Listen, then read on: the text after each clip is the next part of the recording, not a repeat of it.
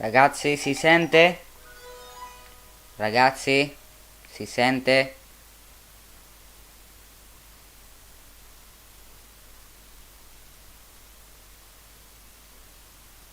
Prova, prova. Prova, prova, si sente?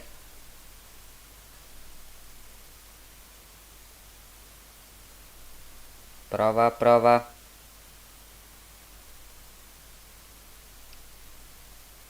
Prova, si sente?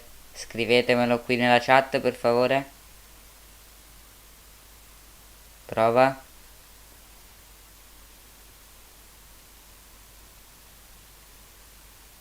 Prova, prova, ragazzi, si sente?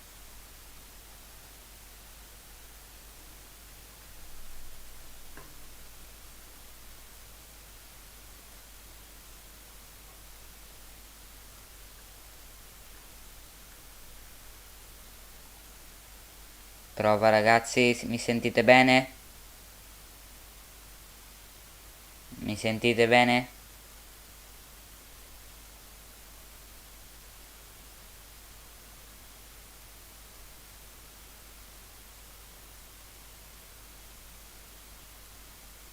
Ragazzi, mi sentite? Scrivetemelo in chat, per favore.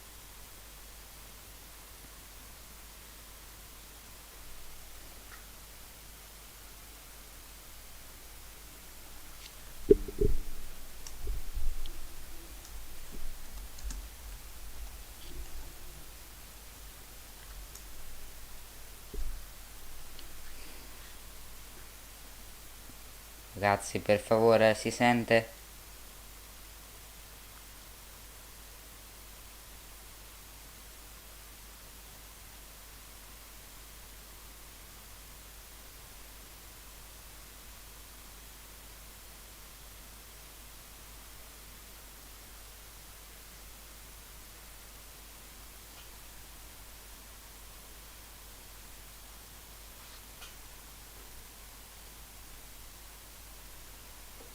Ok ragazzi, buonasera a tutti e benvenuti alla live per il rientro sulla Terra dei nostri amici Bob e Doug Harley, che come ricorderete erano stati lanciati con la missione Demo2 di SpaceX il 30 maggio alle 20:22 ora italiana. Adesso, a 64 giorni dal lancio, stanno tornando a casa e dovrebbero toccare l'acqua dell'Atlantico al largo delle coste di Pensacola alle 20:42 ora italiana. La timeline del lancio si divide per le 19:51 con la separazione della parte sottostante della Crew Dragon, mentre alle 19:56 verranno attivati i motori di The Orbit. Alle 20:30 verrà effettuato il rientro nell'atmosfera, alle 20:44 verrà aperto il paracadute di guida, alle 20:45 verranno aperti i paracaduti principali, mentre finalmente alle 20:48 verrà effettuato lo splashdown.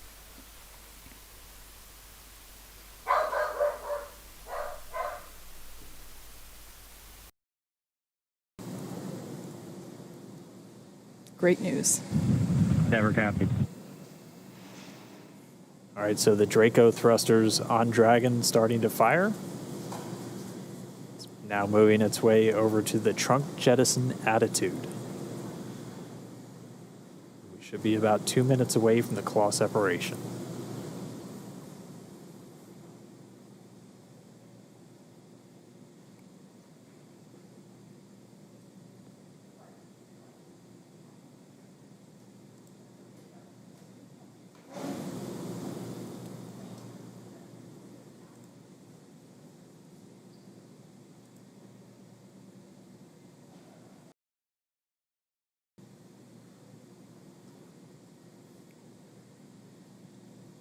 For those of you that are just tuning in, you are just in time. At this point in the mission, we are now beginning to execute the final steps of Dragon Endeavor's return to Earth.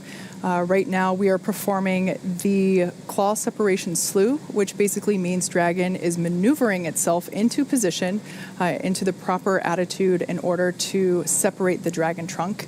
And that will be initiated first by separation of the claw. The claw is the mechanism that attaches the trunk and the and the capsule together. The claw is what delivers power and telemetry and fluids, and we need to expose the heat shield. Right now the trunk is blocking that, so we will jettison the trunk, and we will then have allow us to maneuver into the proper attitude to perform the deorbit burn, which Dragon has performed a number of burns so far overnight and early this morning. And this will be the final burn that the vehicle has to perform for this mission. And we just heard confirmation Dragon's in the trunk separation attitude. We are now standing by for claw separation.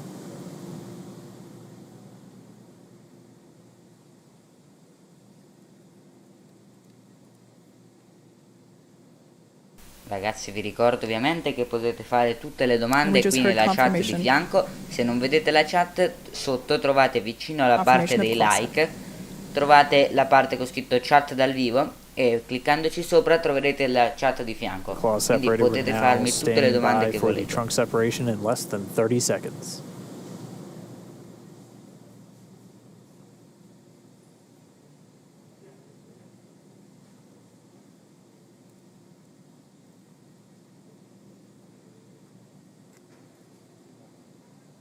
Ten seconds till trunk separation.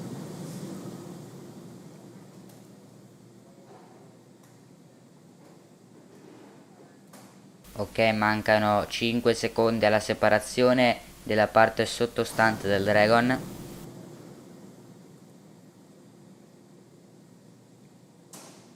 And we just heard confirmation of trunk separation.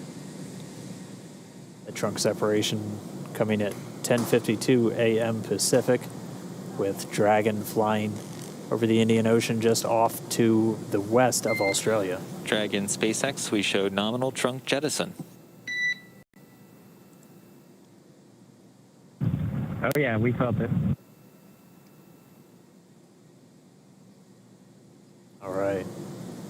So the crew just got the call. Nominal trunk separation. It's exactly what we were looking for. La Next parte up is going to be sottostante del Dragon. Adesso alle 19:56 si procederà con l'accensione dei motori per il rientro. The longest rientro. firing of those thrusters, and the last time we're using those forward bulkhead thrusters. Exactly.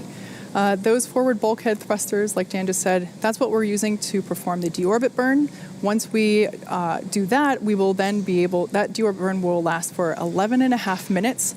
Once that is completed, we don't need to use those thrusters anymore, so we will close and lock the nose cone in preparation for re-entry.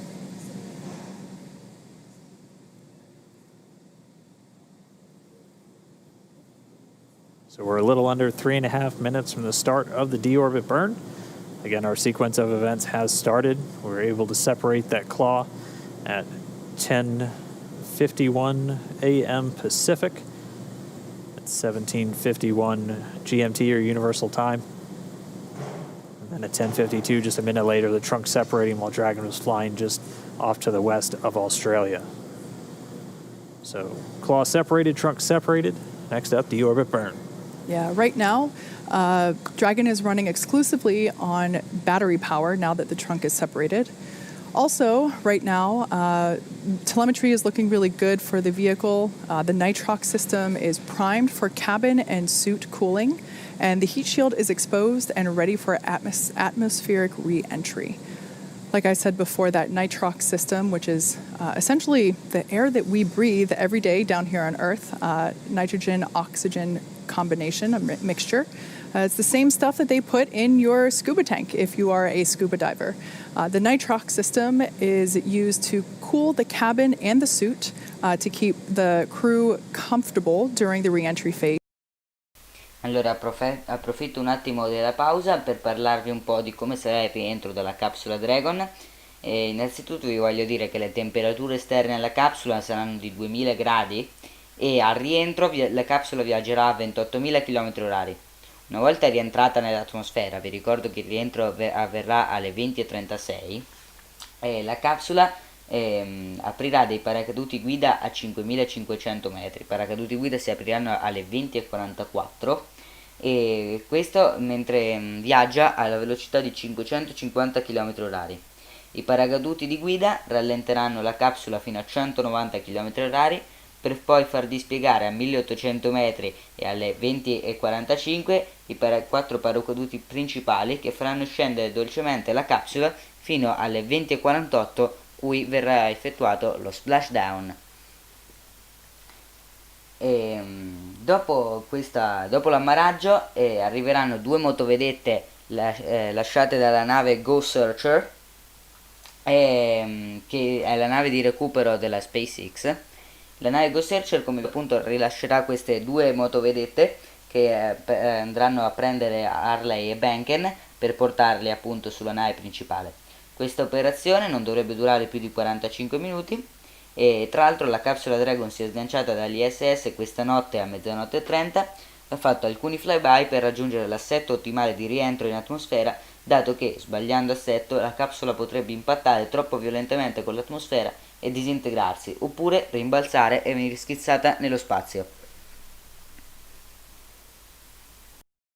This is the moment where Dragon is fully committed to the reentry point. Again, we are aiming for just off the coast of Pensacola, Florida. Our recovery ship Go Navigator is ready and waiting to begin the recovery process right after splashdown occurs. Once again, if you're just joining us, we are now in the final steps of the deorbit sequence. The deorbit burn will be starting here in just a couple of seconds. And we just heard confirmation deorbit burn has begun.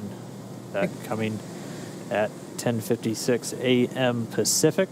Again, while the Dragon spacecraft just off the southwestern coast of Australia.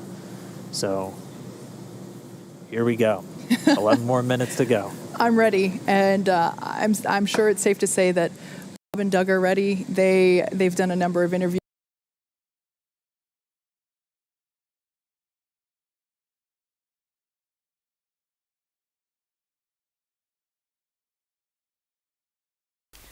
Ok, come avete sentito adesso, la speaker della NASA sta dicendo che l'eccitazione per il rientro della Dragon è palpabile, come infatti la stiamo vivendo, penso, tutti quelli che stanno guardando questa live. E come vedete adesso ci sono delle immagini del controllo missione alla sede di SpaceX. Families as quickly as possible. This deorbit burn that we are currently in, it will last 11 minutes and 22 seconds. Vi ricordo sempre che potete fare le domande qui nella Already a chat little a more fianco. than a minute 10 in counting, so we have about 10 minutes to go. Just heard a call. The propulsion system performing nominally. That's the word we always want to hear. We always like to hear. So just under 10 minutes to go left in this burn. And all within the last 10 minutes. Again, it seemed like we had slow progressive events all morning, and then boom, within the last 10 minutes, we had a couple of things happening. Dragon maneuvered itself into the appropriate position to jettison its trunk, and it did so successfully, nominally, and then it initiated the deorbit burn just a couple minutes ago. Like I mentioned earlier, this deorbit burn is the last time those 4 forward Draco thrusters will fire, forward kind of meaning at the top of the capsule. Dragon Endeavour has not yet entered Earth's atmosphere, but this deorbit burn is what will line the vehicle up and put it on its final trajectory to the landing site in the Gulf of Mexico. Right now, although we can't see it at the moment, Bob and Doug are using their screens to keep tabs on the burn duration, Draco thruster firings, and trajectory details such as entry angle, capsule perigee, and how much distance is remaining until that deorbit burn. Allora, altro momentino, un attimo di calma dai momenti salienti. Vi ricordo ancora che la Dragon effettuerà lo splashdown alle 8:48 al largo delle coste di Pensacola, in Florida, e dopo verrà recuperata con la nave Go Searcher.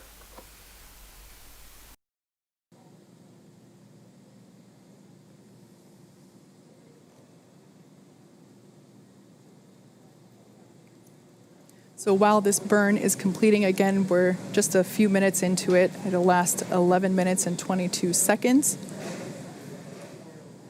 We have a couple more events coming up afterward. Let me check my timeline here real quick. In just under 44 minutes, we will have the initial parachute deployment. So that is essentially when we will be deploying the drogue parachutes, the small parachutes that are designed to further slow down the capsule as it is re-entering the atmosphere, as well as stabilizing it. And then a minute after that, we will deploy the drogue parachutes, and that is targeted for 11:44 a.m. Pacific, 18:44 Universal. And then just a couple minutes after that, we will have splashdown. So again, that's all in just under 44 minutes. Right now, we are performing the deorbit burn. We've got a little over 7 minutes left in this burn. And the only performance call we've gotten so far is everything's still looking good with the propulsion system on Dragon. Once this burn completes, we will have kind of a couple minutes, about 3 minutes to catch our breath before things pick right back up and we get the nose cone closed. And then there'll be a bit more of a gap, and at that point, they will maneuver Dragon to its entry attitude, essentially heat shield pointed down and into the line of velocity, and that heat shield protecting them from the heat of reentry. Temperatures getting up to about 3,500 degrees on the Dragon spacecraft. But everything looking good. We're about 5 minutes into this deorbit burn.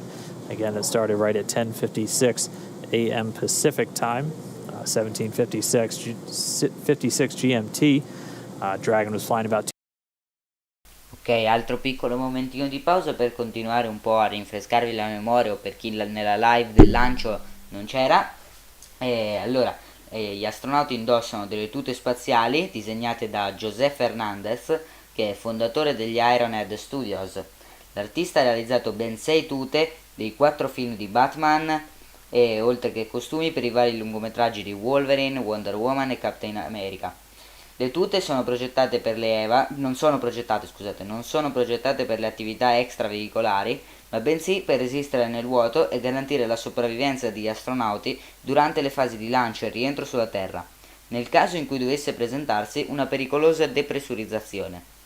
Le connessioni elettroniche dell'ossigeno per proteggere dalla depressurizzazione trovano posto sulla coscia e si agganciano al casco stampato in 3D, nel quale sono presenti microfoni, valvole integrate e meccanismi per la retrazione e il bloccaggio della visiera. Le tute sono molto confortevoli e perfettamente su misura. Il prezzo per ogni singola tuta non è noto, ma può variare dai 2 ai 12 milioni di dollari. Le tute sono pressurizzate e possono essere sia riscaldate che raffreddate.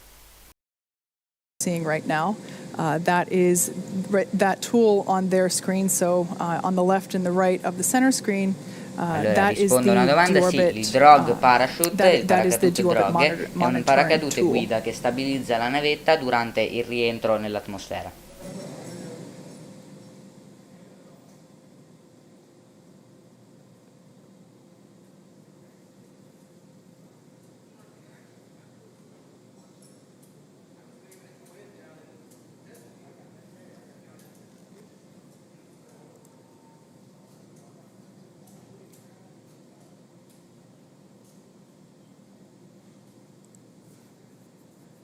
Just past 7 minutes into the burn, a little over 4 minutes remaining.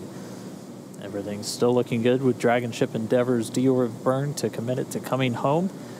Everything continuing to be on track for our splashdown. Again, our splashdown time right at 11:48 and 24 seconds Pacific was the calculated time. It would be typical if we're a couple seconds on either side. But that time is 18:48 GMT or Universal. But we're already through several of the really major steps to initiate this re-entry. The claw is separated, the trunk is gone, the deorbit burn has begun, and we're more than halfway through, just a little under 3.5 minutes remaining.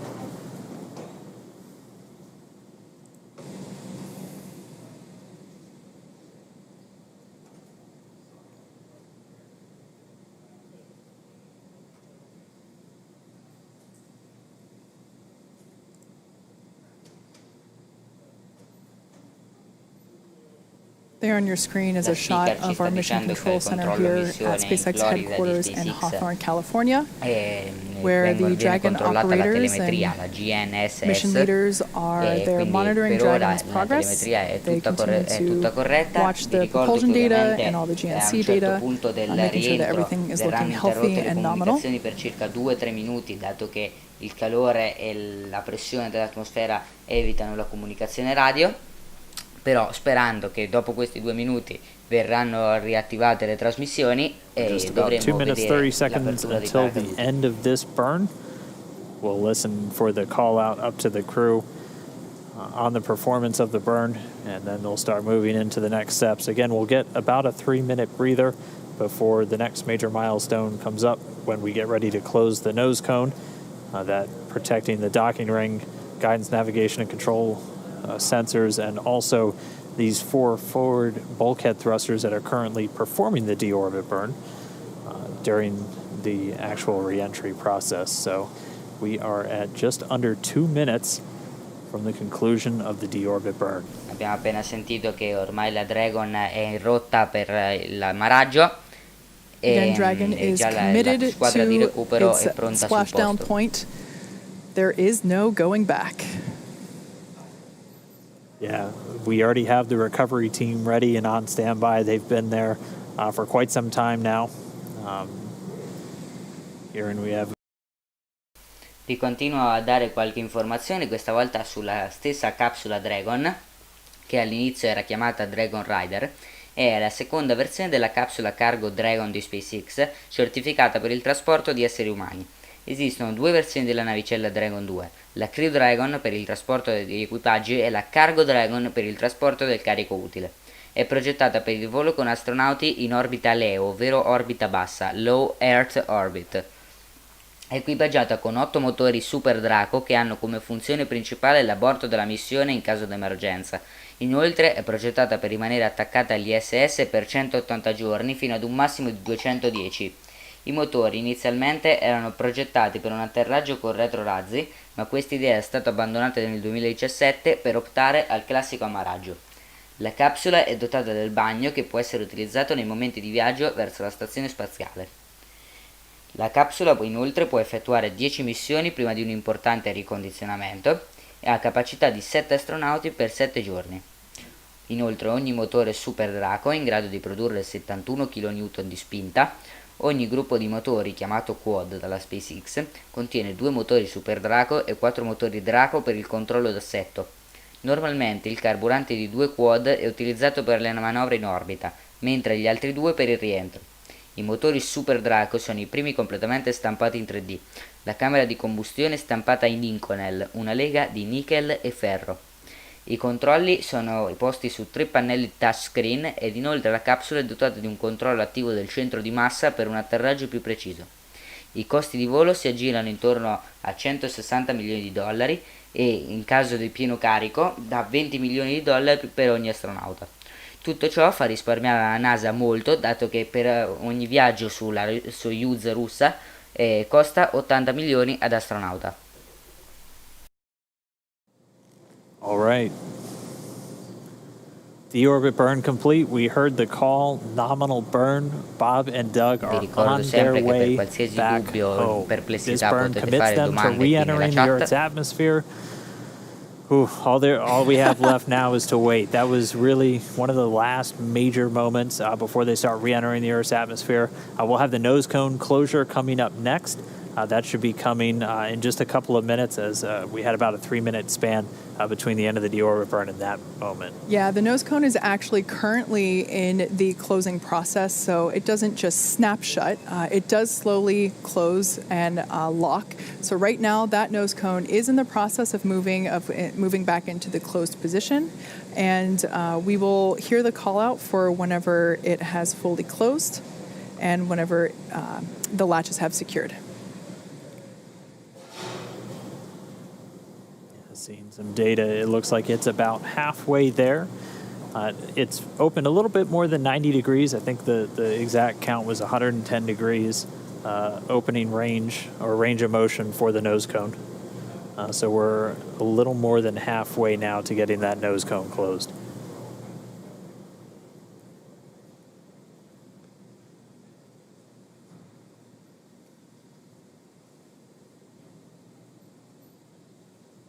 So I have just heard that we have a visual on nose cone closure. So it'll take a minute for the hooks to close in. They close in a series. So the first series will close and then the second will follow. And that'll take about a minute to complete.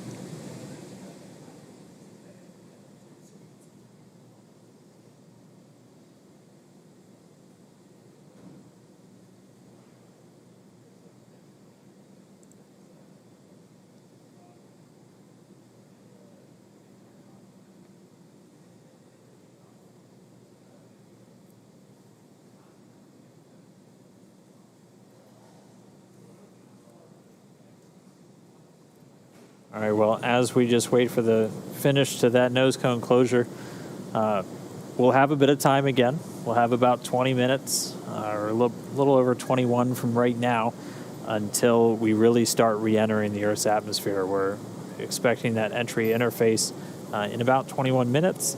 And then right around that time, we'll also be looking for that blackout we've been talking about. We've had a little bit of what we call radicom at this point. So you'll hear kind of some sporadic interruptions in the audio transmission just because of how Dragon was oriented. Ecco, appunto, come vi dicevo prima, il plasma che avvolgerà la capsula con la temperatura eviterà di trasmettere, But that blackout e quindi ci period sarà will be un due to the buco di plasma that builds trasmissione. up around the capsule, interfering with those antennas either sending or receiving data.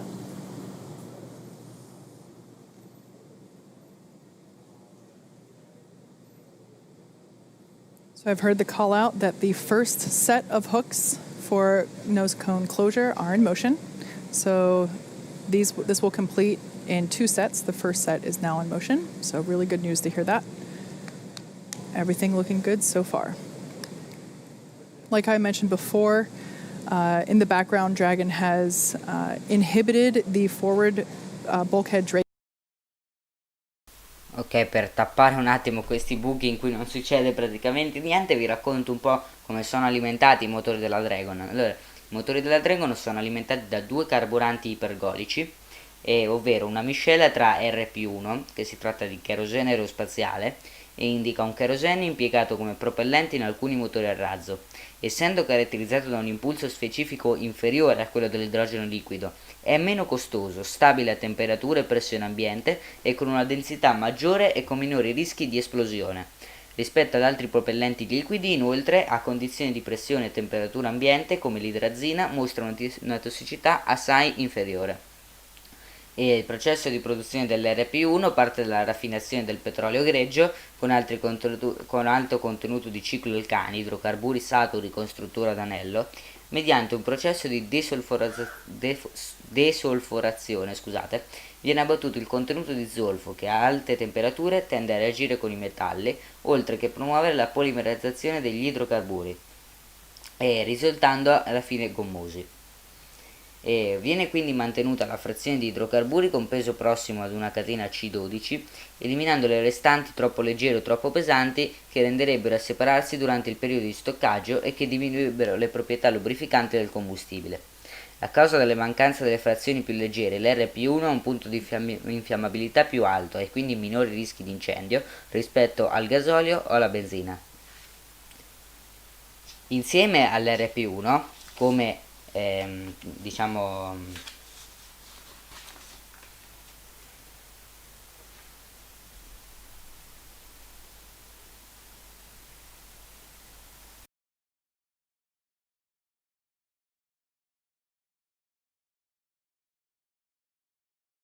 ecco, scusate se era un attimo interrotta la registrazione. Come comburente invece c'è l'ossigeno liquido, che può essere utilizzato come ossidante nei razzi e nell'industria aerospaziale, contiene fino al 25% di ozono liquido e diversi altri additivi che lo rendono più stabile. È inoltre spesso usato in combinazione con l'idrogeno liquido e il cherosene, come vi ho detto, in quanto permette di ottenere un elevato impulso specifico. Venne impiegato anche come nei razzi V2 e nel Redstone o l'Atlas della NASA, nonché nei primi missili nucleari americani. L'ossigeno liquido inoltre fa fumo, infatti adesso in questa live non lo vedrete, ma se andate a vedere la live del lancio della stessa missione, vedrete che durante il caricamento del cherosene vedrete del fumo, del ghiaccio intorno al razzo per via dell'evaporazione di piccole quantità durante il caricamento appunto nel vettore. Ok, vedo un attimo un'altra domanda, quindi un problema di ionizzazione, penso che si riferisca alla radio. Sì, allora le trasmissioni radio vengono interrotte per via della ionizzazione dell'aria intorno alla capsula, per l'attrito, per il calore generato, e quindi vengono bloccate le trasmissioni. In addition to those two, the room is filled with Dragon operators and mission leaders who are continuing to monitor the health and Ok, telemetry è stato appena of the detto che crew il and the naso capsule. della Crew Dragon Right now, è nose cone sicuro per closure is l'ingresso in underway. The atmosfera. first of two sets of hook latching has completed. And we just heard a call out that the Dragon nose hook. SpaceX nose cone is secure for entry. Copy. We see it on board. All right, great confirmation there. Back and forth from Mission Control here to Bob and Doug up in Dragon Endeavour. That Bob and Doug have also confirmed on their displays that the nose cone has closed nominally and it is secure for entry.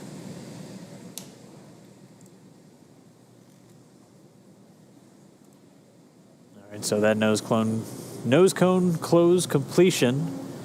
A lot of tongue twisters with this right now. Coming with Dragon still flying over the South Pacific. It is on its way home. We're going to gradually start to see its altitude dip. Right now, already only 207 miles over the Earth's surface.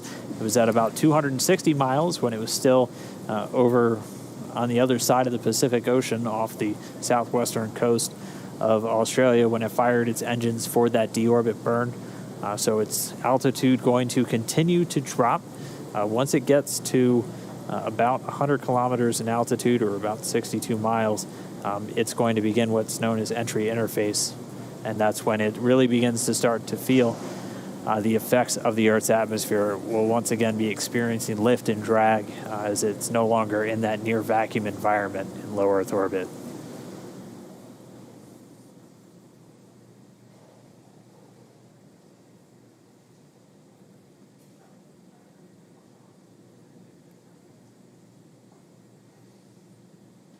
So we're essentially stepping into the second half of entry. Dragon is now beginning to flush nitrox into the cabin and continuing to top it off in Bob and Doug's suits as well. Again, this is cool air essentially flowing through the cabin and the suits. This is what will allow them and the cabin itself to remain comfortable during reentry while those external temperatures reach 3,500 degrees Fahrenheit. At this point in time, Dragon's orientation is such that the heat shield is pointing forward, if you will, leading the capsule toward the landing site.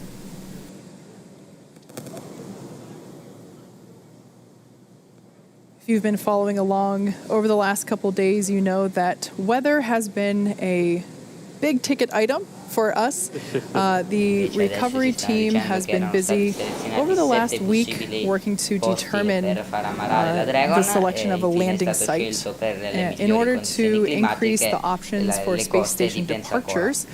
The team identified a total of 7 possible splashdown locations. In order to meet NASA's timeline requirements for crew recovery, these potential splashdown locations have to be close to a port, and they have to be close to medical facilities. So with all of that in mind, you add the ever-evolving weather conditions of Florida, but also that tropical storm Isaiah that was moving through. And it's easy to see how determining that landing site is quite a complex process. Since Dragon is capable of splashdown on either side of the Florida Panhandle, we in fact have 2 identical and fully equipped recovery vessels ready to support. One in the Gulf of Mexico, which is what we're utilizing today, Go Navigator, and the other located off the east coast of Florida, able to service landing sites in the Atlantic Ocean. That one is Go Searcher. Like I mentioned, today we'll be splashing down in the Gulf of Mexico, just off the coast of Pensacola, Florida. Go Navigator, that recovery ship I just mentioned, is in place and ready and waiting for Bob and Doug. The Ok, adesso ci stanno dicendo che le WB-57 prime plane, immagini if della, it hasn't del taken rientro off della already, I'm Dragon sure nella it will capsula be very verranno soon. da un aereo It's in con the air. le Okay, great. termocamere, That's what will termoscanner. provide our first views of Dragon during Quindi reentry. durante We'll il get a buco di thermal cam off of trasmissione that airplane, vedremo allowing delle us to see the capsule immagini as it is fatte con re-entering la the termocamera atmosphere. a bordo If di you were questo aeroplano. tuned in for our Demo 1 Vi ricordo broadcast, sempre che potete fare domande. there it was basically a big ball of light coming at us. We'll also have cameras on board the recovery vessel, so as Dragon gets closer and is deploying those parachutes, we will also be able to have hopefully some really clear footage of that all occurring as well.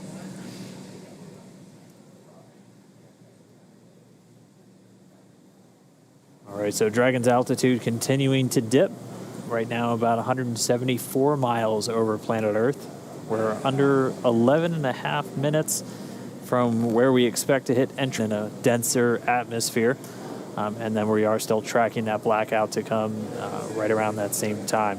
We are under 27 minutes away from splashdown. So we are under 27 minutes away from Bob and Doug being on planet Earth for the first time since May 30th.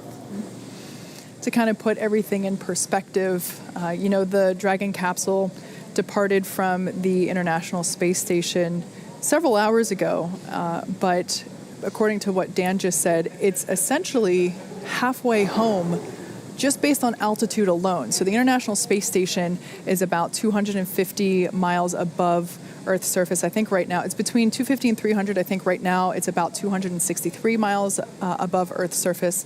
So based on that telemetry that Dan just read off, is from an altitude standpoint, Dragon is halfway home, and yet that second half is going to be covered in the next 27-ish minutes while we wait for splashdown and recovery, versus the several hours that we've been covering since yesterday. Yeah. Yeah, and we will continue to see its speed drop as it's dropping out of orbit. It's starting to hit the atmosphere. It's starting to slow from the effects of that friction, generating the heat on the heat shield and building up the plasma eventually around the spacecraft. Its speed's going to continue to drop. It's already below 17,000 miles an hour, and it'll drop to essentially a terminal velocity of about 350 miles an hour right as those drogue chutes deploy. And those are going to pop out when sensors on the Dragon spacecraft, both GPS and pressure sensors, tell the spacecraft it's... Ecco, una cosa che stava dicendo prima, i paracaduti, sia quelli principali sia quelli di guida, vengono aperti con una carica di espulsione, un po' tipo il video quello che ho fatto la settimana scorsa su come creare delle cariche di lancio, delle cariche per l'apertura del paracadute nei modelli. Immaginate una cosa un po' più grande per la Dragon.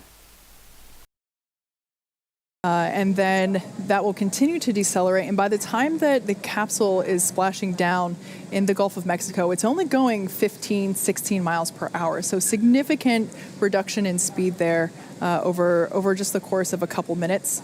That, of course, is a pretty comfortable speed. The way that the astronauts have described it previously with other types of missions also landing down, doing land landings at about the same rate. They said it feels like you're in a minor fender bender. Yeah, you're definitely running into something. You'll feel it, but they do a lot of work with the seats and the restraints with these crew members just to make sure, while it may be a fender bender, you got more than a seatbelt essentially holding you in. So they're very secure in their suits and in their seats, and they're going to stay in there even after Dragon touches down. We'll still have communication with Dragon. Once they're in the water, it'll stay powered on. Probably most importantly, the air conditioner will continue to work while they're in the capsule in the now Gulf of Mexico, and much warmer temperatures than they've seen for the last couple of months.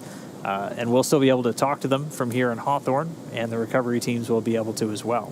Yeah. One of the things we might see them do, depending on sea states and everything after they touch down and the crew themselves, they'll still have a couple of demonstration tasks potentially to carry out. They have a satellite phone inside of the capsule that has its own satellite antenna integrated into Dragon, and they're able to use that independent of Dragon's communication system. So One thing we might hear them do is do a test call on that to the teams here in Hawthorne. We wouldn't be able to hear the call, but you would hear the go to do it over the Dragon to ground audio that we've been listening to this entire time. So still have a couple of demonstration steps, essentially, as, again, this is a test flight. This is the flight to really prove out Dragon systems, to bring crew members from Kennedy Space Center to the space station and return them safely to Earth. And so far, we have had a flawless ride downhill. We've completed the deorbit burn. Dragon is continuing to drop down. It's right now at about 132 miles over the Pacific Ocean. Pretty soon we're going to see its ground track cross over Central America, out over the Gulf, un briefing and that prima del splashdown rientro. in the Gulf just off the coast of Pensacola.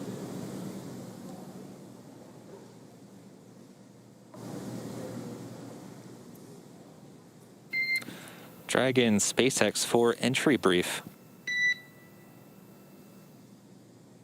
Go ahead. Okay, Doug, we have no update to timing because the burn went great and your vehicle is still looking really good for entry. No health issues at this time.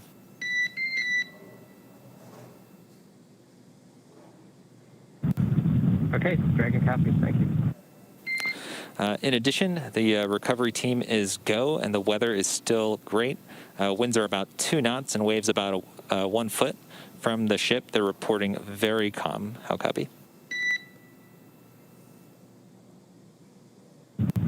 Copy. Good weather at the landing area. Thank you.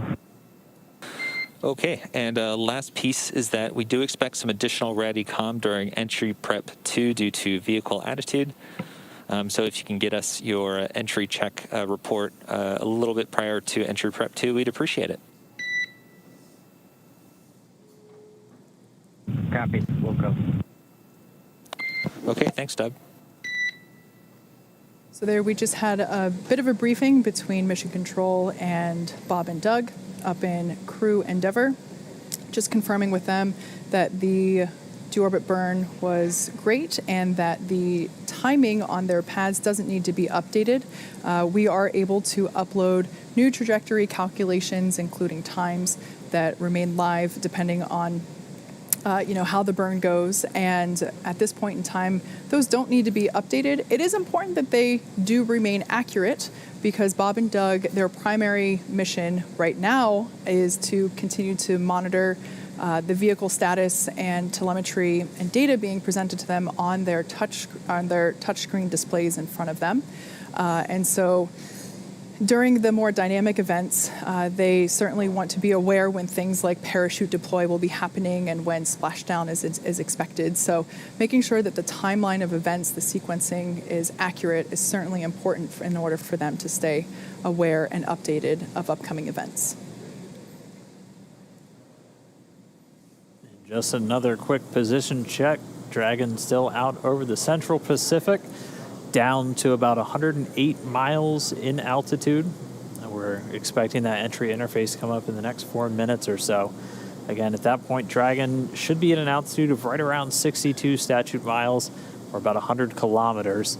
And that's when it really starts to feel the effects of the atmosphere. It starts to experience the ci hanno detto appunto che lift and drag esattamente and 19 other minuti atmospheric allo effects it's been splashdown. free from while flying Intanto in the approfittiamo near un attimino vacuum di of questa low Earth orbit. pausa So continuing to per drop dirvi in intanto che la altitude, missione Demo2 still è stata looking for appunto an un test on-time per il splashdown. funzionamento Should just be della about Dragon e verso il 21 settembre, fine di settembre, la prima missione ufficiale verrà effettuata nell'ambito del Commercial Crew Program di NASA, la USC-V1, con a bordo 4 astronauti, 3 americani e 1 giapponese, e partirà come di consueto dal pad 39A del Kennedy Space Center. Questa sarà la prima missione che durerà 6 mesi e porterà gli astronauti per la Expedition 64 sulla Stazione Spaziale Internazionale. for about 6 minutes. SpaceX Dragon crew entry preps are complete. SpaceX copies. Entry prep complete. Thank you. The call from Spacecraft Commander Doug Hurley. Entry preps are complete. So they are on board, they are monitoring, they are ready to come home. Yeah, and as of right now, entry prep should have also included final configuration of their flight suits. So we had a question from our social media earlier if the visors will be up or down. Those visors should be down at this point as part of that entry prep check.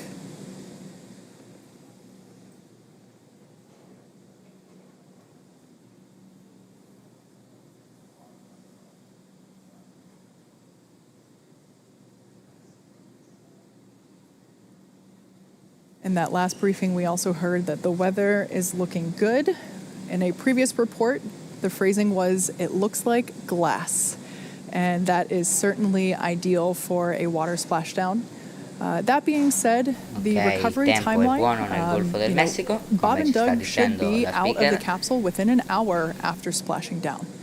So good to hear that the weather is good. We saw blue skies and a couple of white Sono fluffy clouds condizioni out there perfette per il in the rientro, Gulf of ottimo Mexico as we vento, got views from praticamente our recovery vessel inesistente, Go quindi Navigator. veramente un'ottima giornata per But il glad to hear rientro. that Vi conditions ricordo are che sustaining ovviamente da loro in and that California winds sono le also are looking really 14:42, quindi è good, pieno around pomeriggio. 2.5 miles per hour. So hardly anything at all. Really couldn't ask for better conditions for a splashdown day.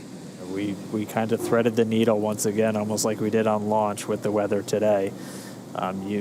Your upper limits for wind were about 10 miles an hour, so we're well below that threshold for a splashdown today. The Dragon coming up on 82 miles in altitude, continuing to dip down. We're expecting that entry interface to start pretty soon, where the vehicle itself's really going to start heating up. It's going to continue to use its Draco thrusters to maintain its attitude as it continues through the Earth's atmosphere, and we'll have that calm blackout coming up in just a couple of minutes as well.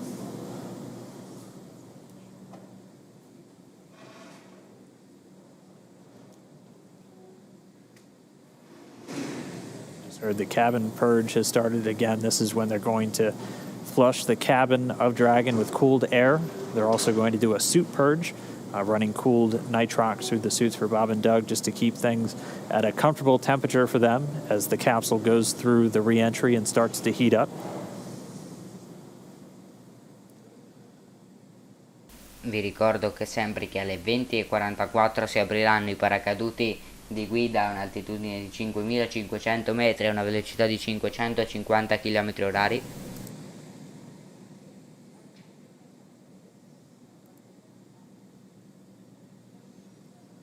Like we said, we are anticipating a brief blackout period where we're unable to communicate with the capsule. We're expecting that to start in exactly 3 minutes. That will last for 6 minutes total, and during that time we will be unable to command the vehicle or receive telemetry.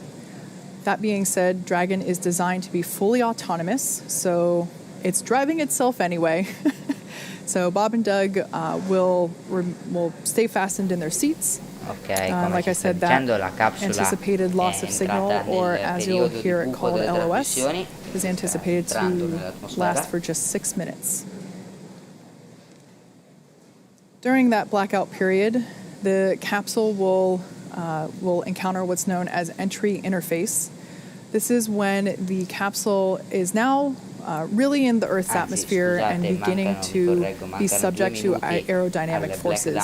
This is also when a lot of that friction will begin to build up and raise the external temperatures. Dragon SpaceX, we show 2 minutes until predicted calm blackout. We will see you on the other side at 1842.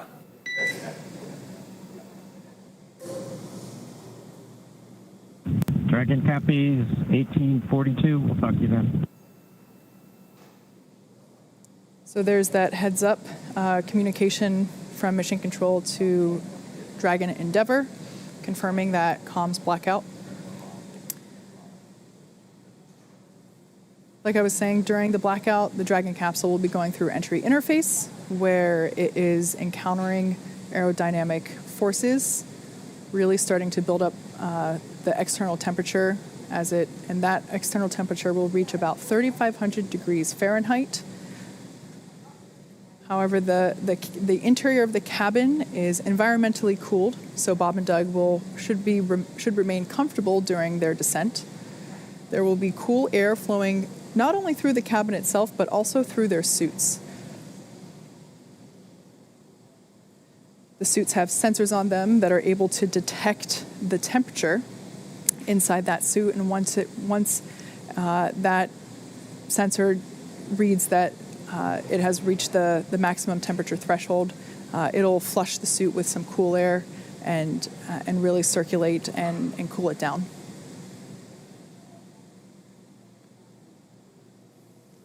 All right, well, we are right around that estimated blackout time. As we heard the call, we'll see them on the other side, expected to regain that communication at about 42 minutes after the hour. So for these next 6 minutes, they're already less than 60 miles in altitude. And this is when the capsule is really heating up during that reentry, reaching temperatures of around 3,500 degrees Fahrenheit. As again, you're essentially hitting the atmosphere more than 17,000 miles an hour, and the friction building up that plasma around the spacecraft. And that's what's going to prevent us from talking to Bob and Doug or getting data back from the spacecraft for the next 6 minutes. Its flight computers are in control, though.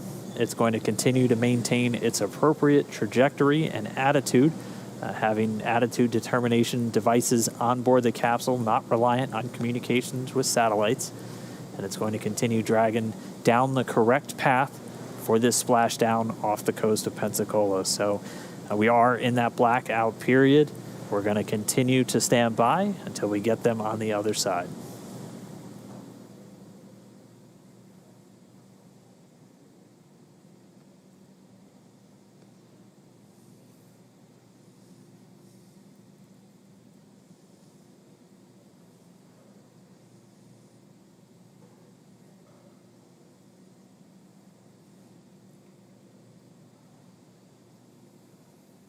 All right, and just about 2 minutes after we get acquisition of signal, AOS, back with Dragon, we're going to be looking for those parachutes, and we should hopefully be getting some views from a couple of our assets out at the landing zone, including our WB-57 high-altitude research plane, which is going to be relying on Dragon's telemetry to actually lock onto it in the sky and give us an infrared view of the capsule during the final stages of reentry. We're going to be looking for the drogue deploys at about 44 minutes after the hour. There's going to be 2 drogue shoots. They're going to come out when the vehicle is still moving at about 350 miles an hour. They'll be at an altitude of about 18,000 feet. They'll come out and do some initial slowing and stabilization of the spacecraft, and then less than a minute later, they'll detach, and the 4 main parachutes will deploy. You'll see them come out and look kind of closed up initially, and then they'll do what's known as reefing, opening up in really 2 different stages just to minimize the immediate loads on the parachutes themselves.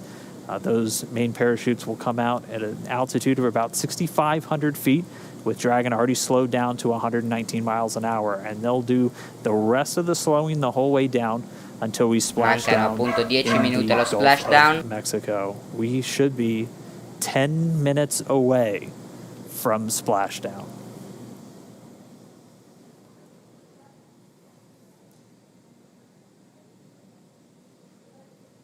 So right now we're getting our cameras on the WB-57 airplane, which is in the area, getting those cameras ready to give us our first glimpse.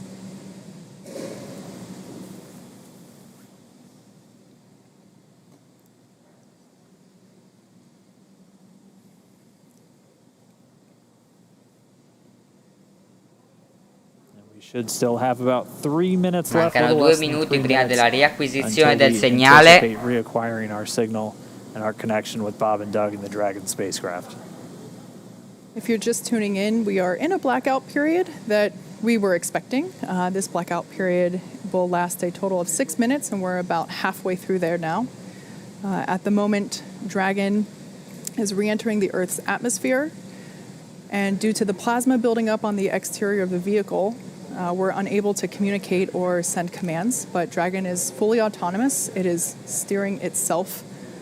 And right now, Bob and Doug are flying home.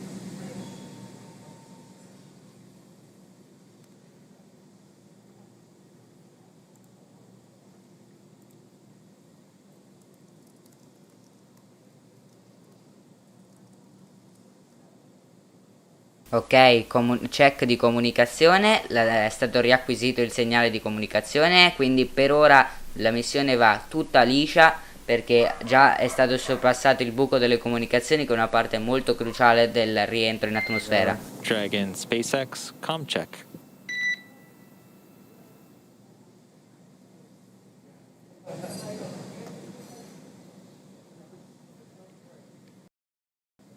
So we're still inside that anticipated blackout window. It does look like we are getting maybe some sporadic data starting to peek through. This is why you heard that communications check with the spacecraft.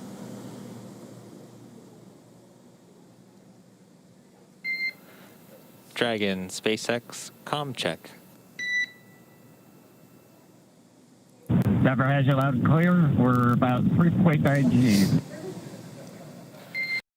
Mancano 3 minuti all'apertura dei paracaduti di guida.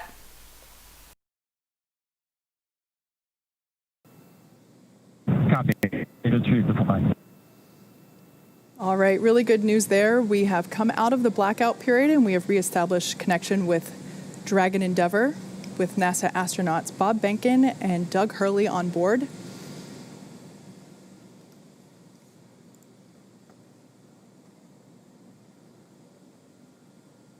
We were able to reacquire that communication a little bit earlier than expected, and now we are just waiting. We should just be about 2.5 minutes away from that initial drogue chute deploy. Yeah, 2 minutes and 26 seconds. A GPS has converged. Copy that. You may have heard earlier that Bob and Doug are currently experiencing 3.5 Gs. Not too bad. That's about what they pulled during the ascent phase. Just like a mild roller coaster.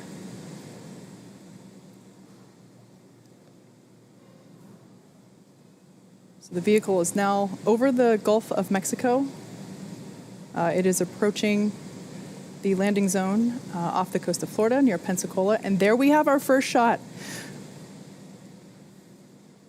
There it is. The first view from the WB-57 airplane. It is Ecco le dipping in and immagini out a little bit. radar This is going to be an infrared camera showing us dell'astronave. Dragon re-entering. We have that comm back with Bob and Doug. You heard AGPS is converging. Dragon has 3 GPS units that it uses actually in the parachute deployment process as it helps, along with the pressure sensors, really give a solid altitude to the flight computers on when these are supposed to deploy. We're standing by for the drogue chute deployments. We should be just under 5 minutes away from splashdown. Passing Ecco, si 15 vedono kilometers, ancora un po' brace le for drogue immagini window. della capsula che sta rientrando. Copy. We're braced. Just about 14 kilometers in altitude, 8.4 miles, continuing to descend. There on your screen, we have a shot of the capsule as it is preparing to deploy those Ecco, initial si stanno parachutes, the drogue preparando. parachutes. Again, these parachutes help slow the vehicle down, Si even stanno further, preparando all'apertura dei and help paracaduti stabilize di in guida. preparation for main chute deployment.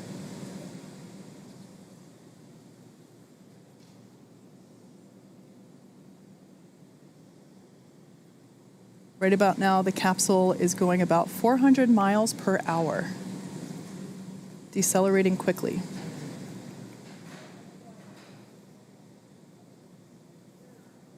And standing by for drogue deploys.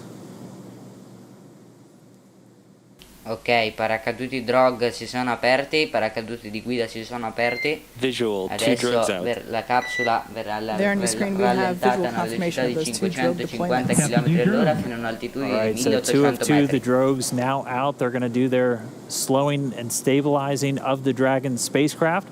They should be detaching in just a few moments, and then we'll see 4 parachutes, the main parachutes deployed. Dragon under drogues. Drogue descent rate nominal.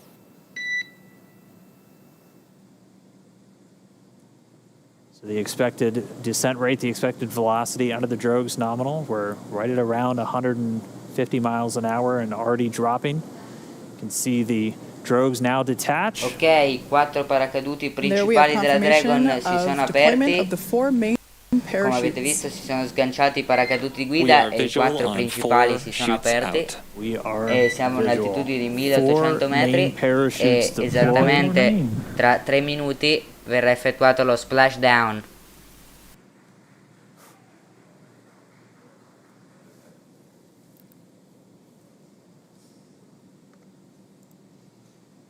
So at this point, the main parachutes have deployed. They are inflating, as you can see there on your screen, Dragon continuing adesso sta to andando slow a dragging 16 down miglia orarie, come vi ho significantly. detto adesso lo speaker di SpaceX. We are anticipating splashdown in just under 2 minutes and 30 seconds. And we've already slowed the vehicle down to about 16 miles an hour. It's already less than a kilometer in altitude.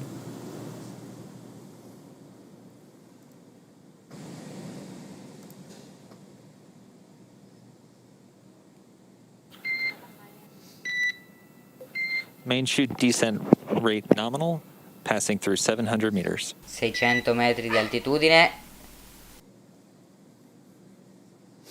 So at this point, Dragon has saved all propulsion systems on 600 board. meters. 600 meters. And we're 600 meters above the Gulf of Mexico. Il team di recupero si sta preparando ad andare Approximately a minute 30 verso la from capsula. splashdown. Mission control team here in Hawthorne.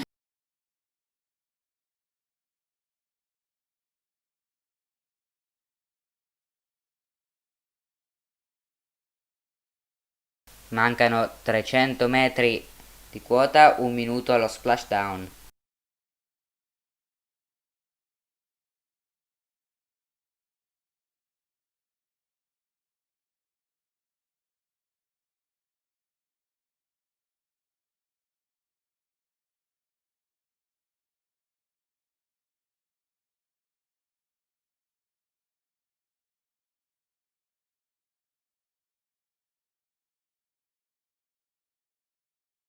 Vedete che la Dragon è leggermente inclinata rispetto ai paracaduti, infatti i paracaduti non si aprono dalla cima dell'astronave per via che in quel punto si trova l'aggancio e invece vengono aperti leggermente laterali.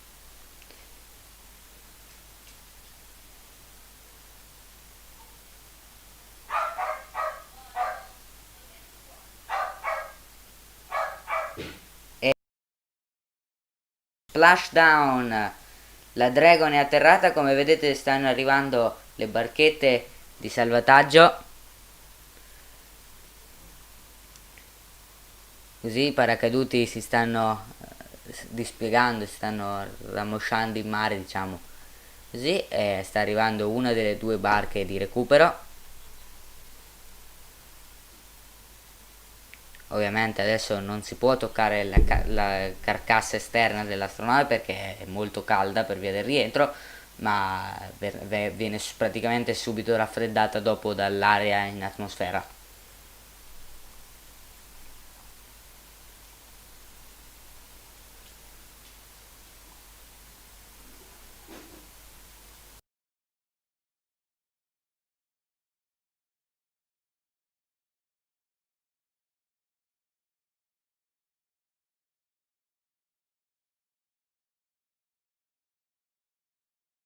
Ecco la seconda barca che sta entrando adesso nell'inquadratura, che recupereranno Harley e Benken, e poi il Ghost Searcher, la nave di recupero, caricherà a bordo la Trio Dragon.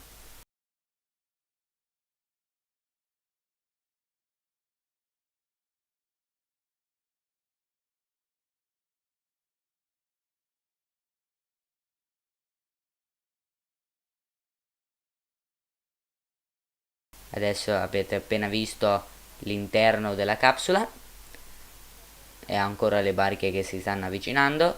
Ovviamente la capsula è a tenuta stagna, quindi non c'è pericolo che entri acqua all'interno.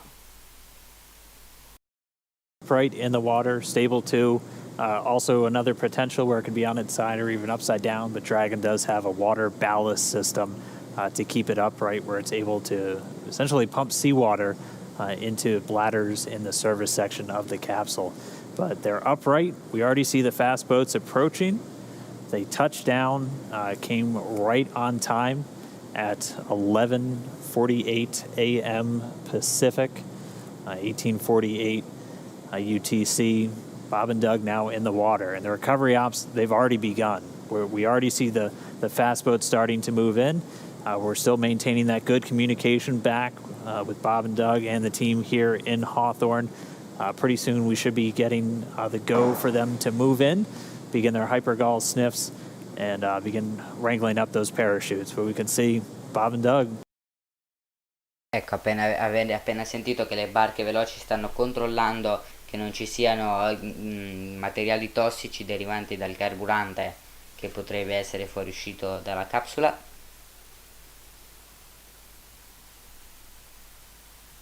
Get the all clear from there. The water recovery lead will give the go for approach, and that's when the first fast boat will actually approach the capsule. Hopefully give a little wave to Bob and Doug through the window. And one of the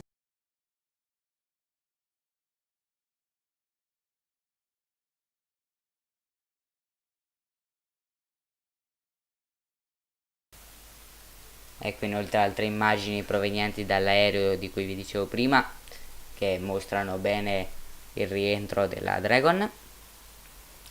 E intanto le barche veloci stanno controllando la zona, come vi dicevo prima, e inoltre attrezzano la Dragon per il recupero sulla nave Go Searcher.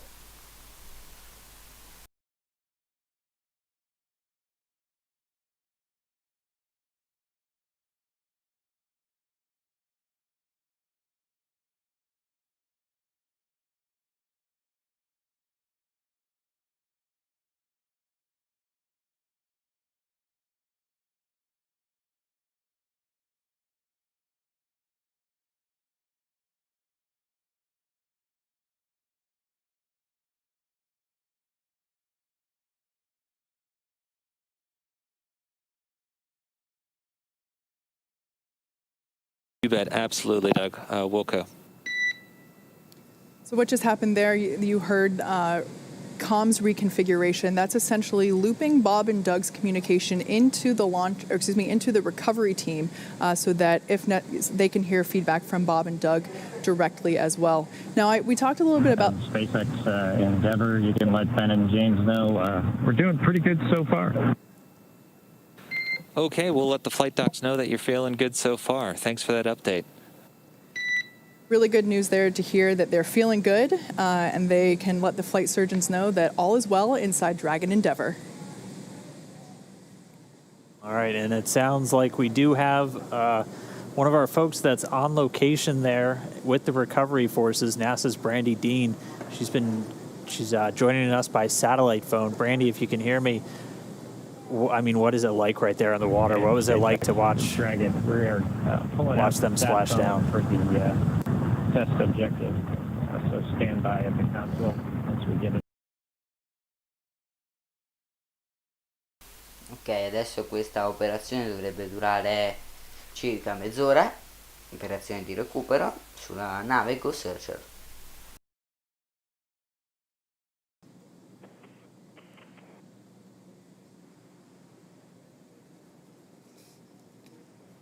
I can hear you, but they're good.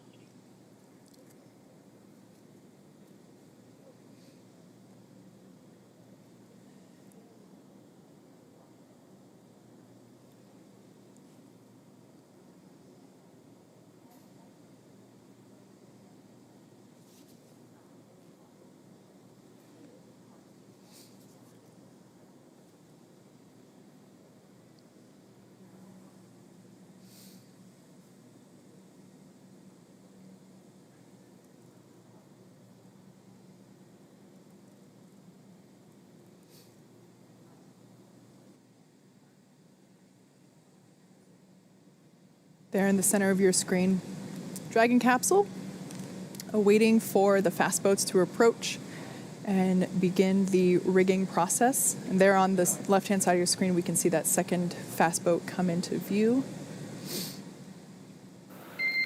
Dragon SpaceX, we are go for recovery personnel to approach. Expect personnel alongside in just under a minute. Second copies. Thank you. All right, so they're starting to move in. As Kate just said, that first boat's going to go in, sniff around the capsule for any traces of hypergalls. The second one's going to start rounding up the parachutes, which we're getting some really cool views from the WV-57 still flying overhead, looking down. You can see the parachutes in the water, and the second boat start to gather them up. We'll try one more time real quick. We have NASA's Brandy Dean out with the recovery forces. Brandy, if you can hear me, what was it like to watch this Dragon come down under parachutes? Oh, it was amazing. I wish everybody could have had my view. It was such a beautiful sight. I mean, it's a gorgeous day. The water is calm, really the best weather we could have asked for. And we heard the sonic booms as it made its way back there, and we were able to find it early on as the parachutes were deploying. So it was very exciting for everybody who was gathered here. That's incredible. We actually had some questions from people if you'd be able to hear the sonic boom, and we weren't sure. So I'm really glad you just answered that for us.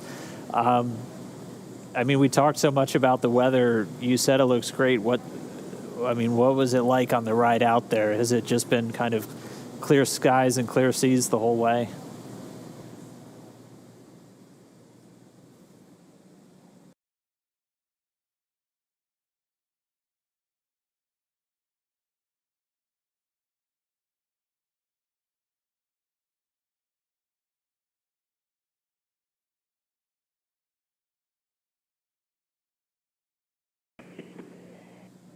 All right, well, we're not getting any views on the boat, so what kind of activity is taking place right now? We're able to see the fast boats approaching the capsule.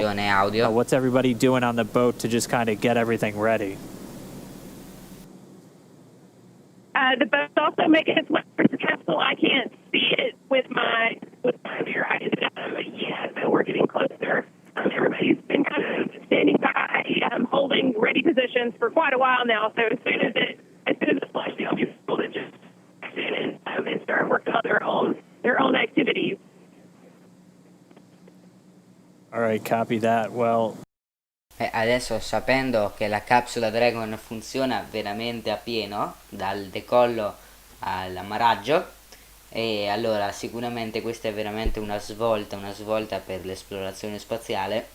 E infatti già, come vi dicevo, a fine settembre verrà lanciata la prima missione ufficiale nell'ambito del Commercial Crew Program di NASA, e quindi la NASA non dovrà più pagare al Roscosmos, l'agenzia spaziale russa, i soldi per mandare in orbita gli astronauti sulla stazione spaziale, e poi con la Dragon comunque è una capsula veramente high tech che dà veramente una svolta all'esplorazione spaziale. Collecting the parachutes from the water, we definitely want to bring those back on board with us. But shortly here, we should actually see one of the team members crawl up onto the side of the capsule in order to install the rigging, like I mentioned. That particular team member is highly experienced and highly trained. As you can imagine, climbing on top of an oddly shaped thing in the ocean could be a little tricky, so this person has undergone hours and hours of training and certification in order to perform this very important task. There on the right-hand side of your screen, we see the second fast boat approaching. Of course, both of these boats needed to wait for their cue from the water recovery lead in order to approach Dragon after splashdown. Again, that was just to make sure that there weren't any toxic vapors in the air. And now that they got the all clear, we do see them beginning to work on and around the Dragon capsule. So even though the camera's a little shaky, that water looks super, super duper smooth, almost like glass, which is certainly ideal for a water. La capsula non ha rilasciato inoltre carburante ipergolico, quindi la zona non è stata contaminata da possibili agenti infiammabili o comunque inquinanti.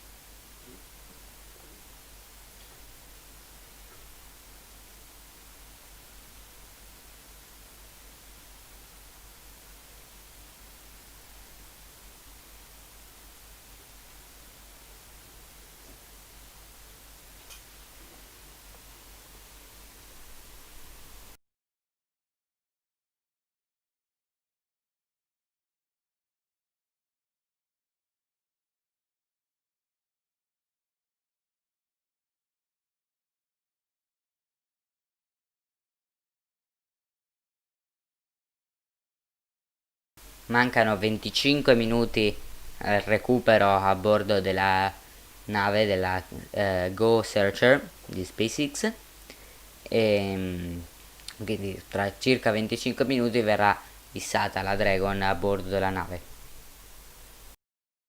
And hearing that the secondary boat, which its primary mission in this case is securing those parachutes, they've already got buoys attached to both drogues, and 2 of the 4 mains, and already had eyes on the other 2, so they're moving through that work pretty quickly.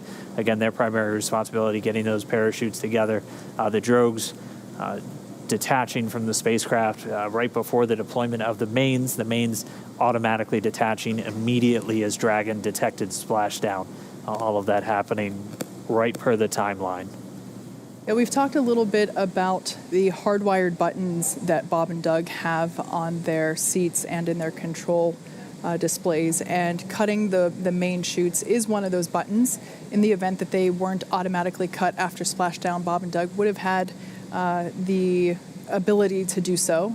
If the winds were stronger and they caught the parachutes, it could certainly create a condition where the capsule could be moved unintentionally by those dragging parachutes. So definitely want to avoid that. So that's one of the few buttons that are hardwired into the cabin for the crew.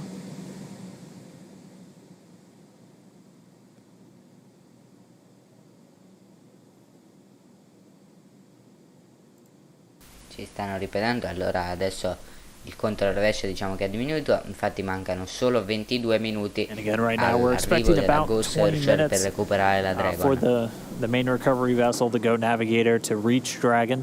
By that point, all the rigging will be affixed, and then they'll be able to use the A-frame hydraulic lift on the back of the vessel to begin to pull Dragon up out of the water.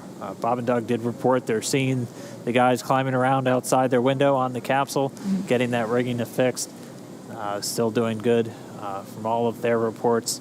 And we're just going to see the vessel continue to close in. It's a little over 1.3 nautical miles still away, but you can see things starting to sharpen up in our view as it does draw in closer. One thing I didn't get to mention as the sequence events was happening, everything was going so quickly, just before the drogue deployment, the seats automatically rotated to about 26 degrees.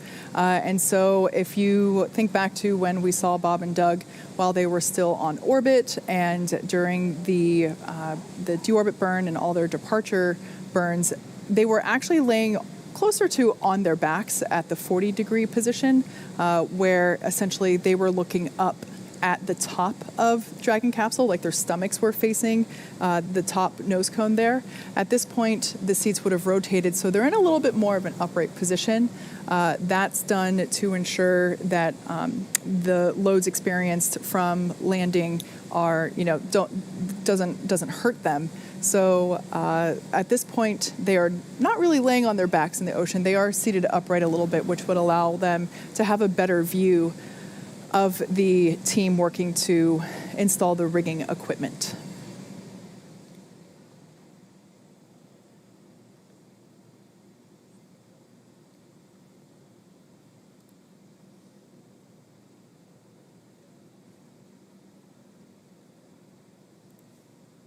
So at this point, we're at about 22 minutes until Dragon will be lifted onto the recovery vessel.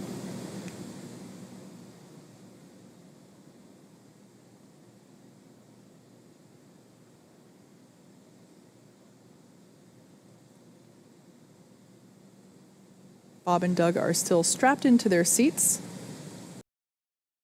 Allora, gli astronauti ovviamente dovranno stare seduti all'interno della Dragon finché non verranno issati a bordo della Go Searcher.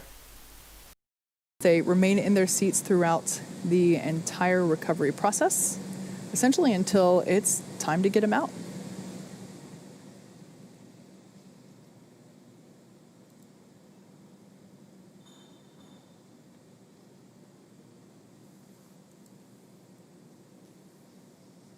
Like I said, we are expecting to lift Dragon onto the Go Navigator recovery ship in about 21 minutes.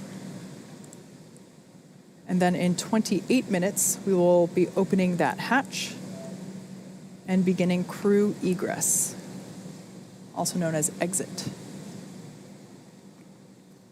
And we did hear the rigging is pretty much complete, so right as they arrive. Ecco, adesso si può vedere molto molto bene che sopra il naso della Dragon è molto bruciato, anche i lati si vedono sono molto anneriti, questo appunto per via delle temperature del rientro. It's getting closer to Dragon's position there off the coast of Pensacola, Florida. We're able to see the capsule in a little bit more detail. It is certainly no longer a bright shade of white. Like we said. Ovviamente la Dragon è dotata di un sistema di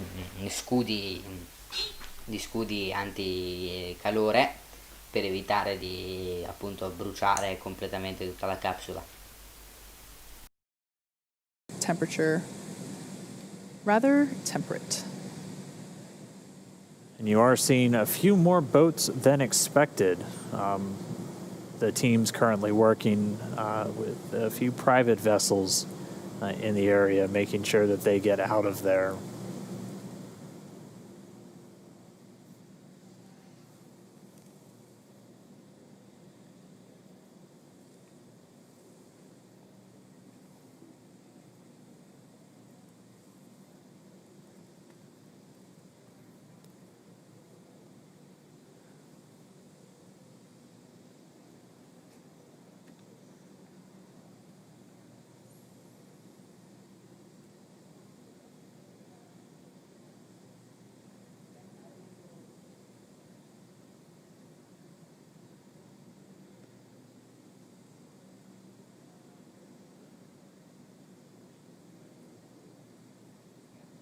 And now we see one of the SpaceX fast boats moving in.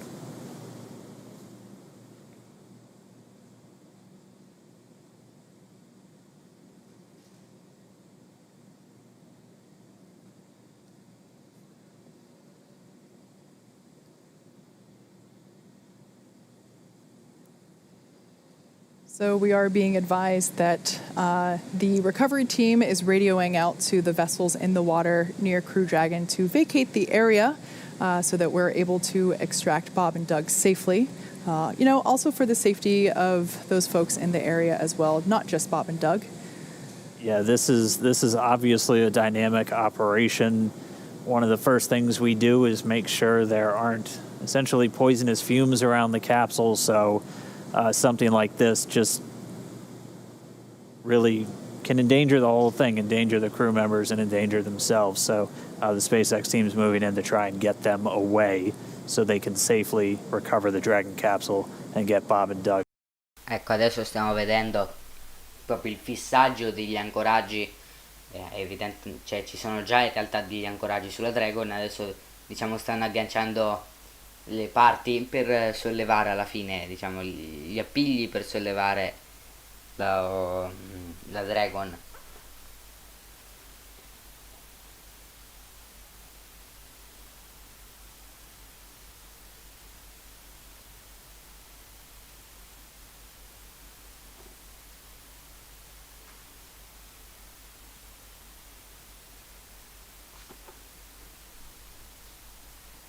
As it awaits to be hoisted out of the Gulf of Mexico.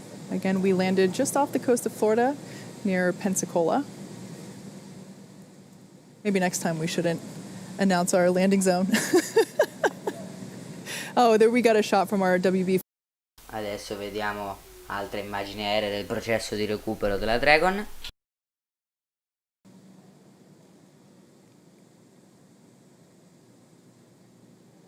And we're also hearing that all of the parachutes have buoys on them, so also good news as the recovery process continues for SpaceX Demo2.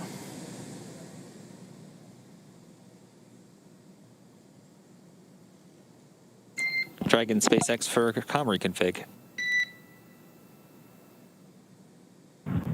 Go ahead, Mike. Hey, Doug, we're about to reconfigure the forward link. We may lose that for about 1 or so minutes, and that should happen shortly. Copy. Yeah, just give us a call back when you think you got it back. Will do.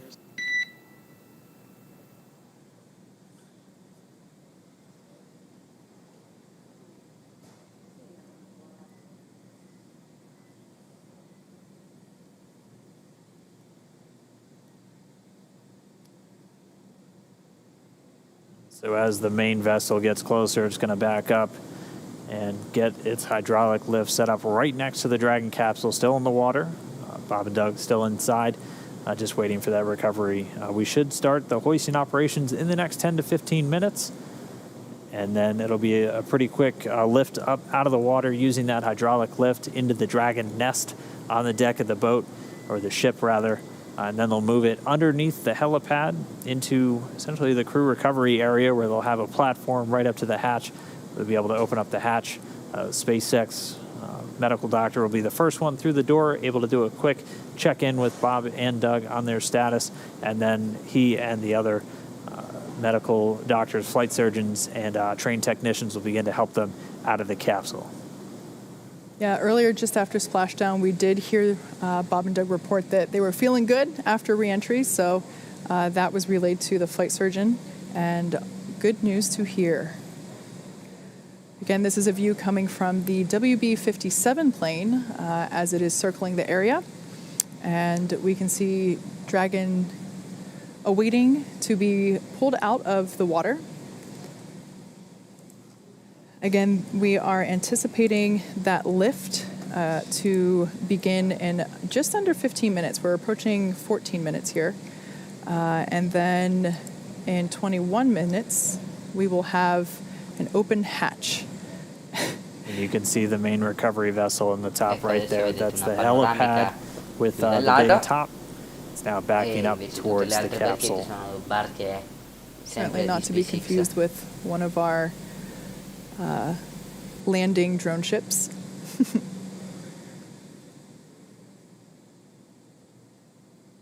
There's a live view of Dragon floating in the water there in the back.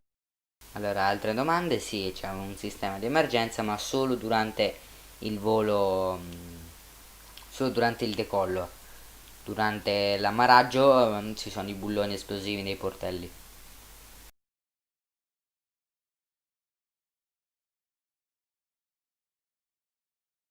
On the deck, and also just behind them, we get our first good view of the nest. Yes, so this is essentially the nest in the background there. Dragon will be hoisted using the hydraulic lift out of the water and into that nest. That nest will then be pulled towards the camera from this view, towards those individuals on that upper deck there. And that's where the... Dragon SpaceX comm check. Loud and clear, Solo. How us? Loud and clear as well, and from the video, it looks like the boat is about one length away, about 5 to 10 meters, backing up to you. Copy that. Thanks for the update. All right, so good news there. We're getting ready to see Dragon to be lifted out of the water and into the recovery nest. As I was saying, that nest will be pulled towards the camera, towards that upper deck that we saw there, and that's where the medical stretchers will be waiting to assist them into the medical bays for evaluation after capsule egress. Ecco, vediamo, bellissimo. It's already been 25 minutes since they splashed down. It doesn't feel like it. That was definitely the fastest 25 minutes of the day. The timeline we were anticipating was for the lifting operations to start within about 30 minutes, so we're pretty much right on the timeline still. That's been a pretty common thing so far today. You can see them with one of the fast boats getting in position to start moving out with the additional rigging to affix to the Dragon capsule, where they're going to use this A-frame to pull it up out of the water. You can see the Dragon nest at the very bottom. It's that circular object with the A1 right on it. So while this is the first time we are recovering a capsule with crew members on board, the recovery team has been... Just let me know we got a couple lines connected and rigging is in progress. All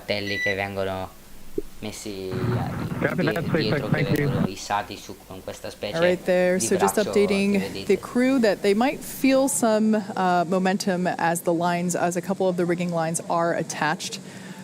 There we can actually, there's our first good shot of the individual who is placing that rigging equipment. Again, that's someone that's highly specialized and very well trained for these operations. As I was saying, the recovery team has rehearsed and practiced this with Bob and Doug themselves, actually, in a test capsule, practicing the egress as well as they have practiced the recovery process many times. And actually, through those practice runs, they have effectively cut the recovery period in half from the initial Demo2 mission. So it's really nice to see that the process itself, after being rehearsed and carefully choreographed, is going super efficiently. Again, safety is the #1 priority, so making sure that only personnel involved in active recovery operations are present on the deck. You may have heard us mention before that there are about 40 people on board today, but we certainly don't want anyone in danger or to fall overboard. That guy intentionally jumped. Speaking of falling overboard. We're ready. Thank you. All right, so the crew was just told in the next 30 seconds, they have the lines affixed, so they're going to start lifting the capsule up out of the water. And at this point, the communication we're getting with Dragon is actually being routed through the boat itself at this point. So there we can see the lift. Dragon is out of the water. Yeah, so now now that A-frame is going to start swinging it back. And it's bound right for that nest at the bottom of your screen. Ecco che si sta issando. Piano piano si dirige There we're getting a verso better la shot base of di all the appoggio. points in which Dragon is tethered to the hydraulic lift, ensuring that it isn't swinging freely. Ecco, lentamente. Eccolo, praticamente sopra. Adesso viene calata verso il basso la Dragon. Vedete, adesso si vede anche meglio che è veramente molto bruciata. And there we can see Dragon Ecco, Endeavour adesso being vedete anche carefully le set down finestre into the dell'equipaggio, recovery nest on lì top sopra of il Go portello. Navigator. E ecco Dragon che SpaceX, la welcome Dragon aboard the recovery finalmente si è vessel. posata sulla Recovery Go personnel are Searcher. completing final checks and Adesso preparing to translate you gli to the egress operatori platform. aprono il portello per far scendere Douglas Hurley e Robert Thank you. Benken. So for the first time in 2 months, NASA astronauts Bob Benken and Doug Hurley are on some sort of ground. Guess we can't call it solid ground because it is a ship. However, Adesso viene aperto it is the lentamente first il time that portello, they are ci not sono degli in operatori space, lì che stanno on a rocket, controllando or bobbing in the ocean. che tutto sia a posto, stanno sbloccando i portelli. So now that they're in the nest, they're going to start translating it forward. And Dragon's going to move into essentially the hangar section underneath that helipad and then up to that recovery platform that we saw a little bit earlier. Ovviamente adesso Harley e Benken that non point, riusciranno bene a camminare per via Spacecraft technicians will work to open up the hatch. scusate, As non we 4 said mesi, sono previously, it's stati a manual circa process, un mese e couple of mezzo different a bordo della stazione spaziale attachments you have to internazionale in engage assenza before di the hatch gravità, itself can be e opened. quindi They'll get it questo open. comporta una And diminuzione then della massa muscolare, della SpaceX's massa ossea, Neil Menon will e be the quindi first one gli through the hatchway to astronauti check in faranno fatica on un po' Bob a and Doug, camminare get their con initial health la assessment, see gravità if they're ready terrestre. to move, Ma and then non we'll start essendoci assisting them stati 6 out of the mesi come una capsule and missione into that regolare medical sulla facility stazione on the spaziale boat. internazionale, quindi sarà molto minore l'effetto, quindi forse non verranno presi in braccio come vediamo normalmente nei lanci e cioè, più che altro negli At this atterraggi point, the magari recovery della team is doing final securing of the capsule in preparation to actually move the recovery nest into closer to the interior of the ship. It'll actually be in a little bit of a covered deck there. We saw that camera view earlier, looking straight out from the center of the boat. So once Dragon is secured in the nest will be translated then forward and closer to the recovery, closer to the position in which we're able to actually open the hatch. So while Dragon is on board safely, we're not able to do that just yet. Yeah, they're working to detach some of those lines that were used to hoist it using the A-frame, and we heard that they should be done with that in just a moment, and then we'll start that translation.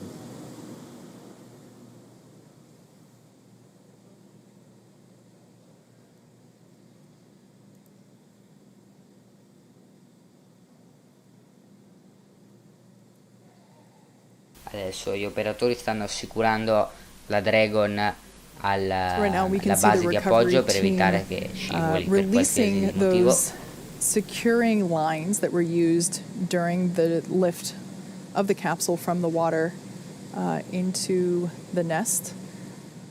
So they are releasing those securing lines from the sides, making sure it is secure from the bottom.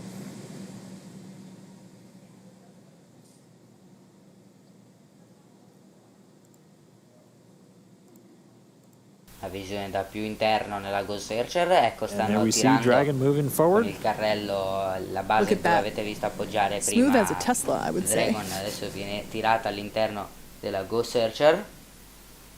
It's really Ecco, molto interesting to see those lentamente. scorching marks now that we get a really nice up close detail shot of Dragon. Viene assicurata nel miglior modo anche adesso Standing by per for the evitare go for side hatch pericolosi open. scivolamenti. That rounded square there in the center of the capsule is that side hatch, E adesso and on either verrà side aperto are those oval sicuramente il windows. portello. Dragon SpaceX, stand by for side hatch opening and egress. Copy, we're ready. All right, crew got the call. We are go for hatch open.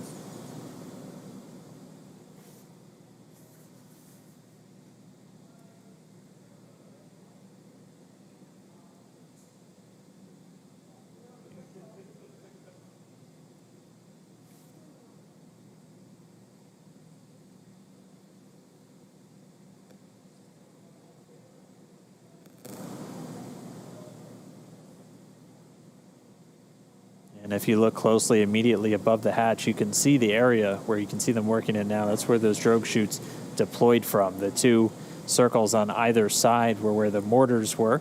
The main parachutes now hidden by the platform underneath è stato the side rimosso hatch. una parte di portello. Adesso si vede un operatore che sembra stia sbloccando So the crew is in the appunto process il of portello removing the d'ingresso side della hatch. Dragon.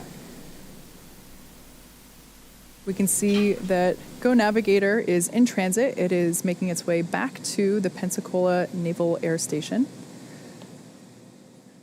However, Bob and Doug will get a ride from the recovery vessel via helicopter.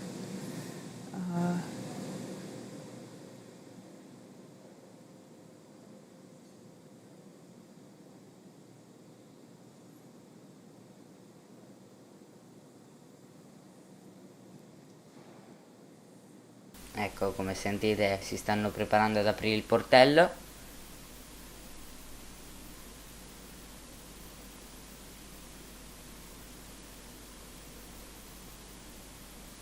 Eccolo, l'operatore vedo che sta So again, we're preparing to open the side cercando di hatch. bloccare il And portello. once that is done, the flight surgeon will pop his head in, do an initial check, see how Bob and Doug are doing. And Dragon SpaceX, we've got a slight delay due to some potential NDO hits near Ovviamente the side adesso gli hatch. astronauti avranno delle difese immunitarie molto più basse rispetto a quando sono partiti, Copy, Mike. We're quindi standing by. andranno protetti, diciamo, andranno messi in quarantena per evitare che And so they're still continuing to do kind of those sniffs, so checking for any vapors or anything. So those NDO, it's NO2, nitrogen dioxide, primarily can get detected in the air from the burning of fuel. So they're going to continue to just inspect around the capsule, make sure that it's, again, safe for the crew, safe for the recovery experts before they get this hatch open. But again, moving right along the timeline, it's since they splashed down at 11:48 a.m. Pacific.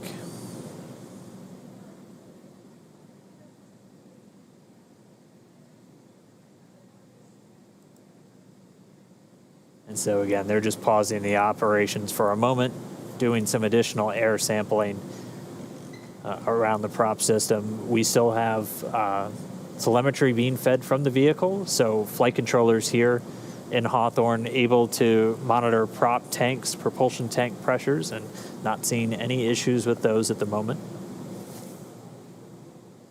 Ok, ancora adesso l'operatore sta penso cercando di aprire il portello, non si capisce molto bene dalle immagini.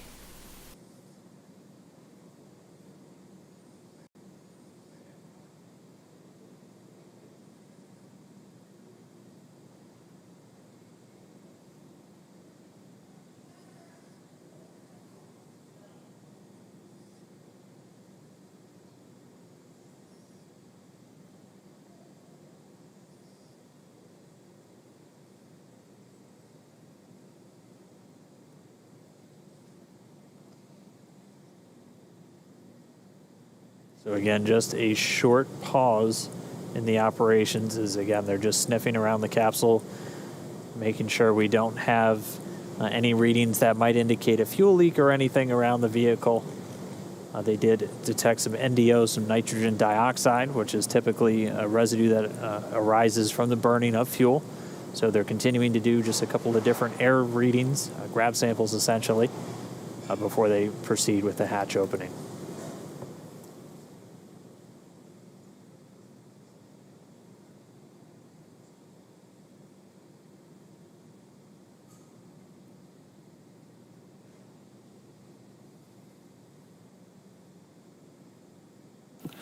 And Dragon SpaceX update, we're still investigating. Looks like we'll be setting up a service section purge. We're working on a ETA for you. Copy.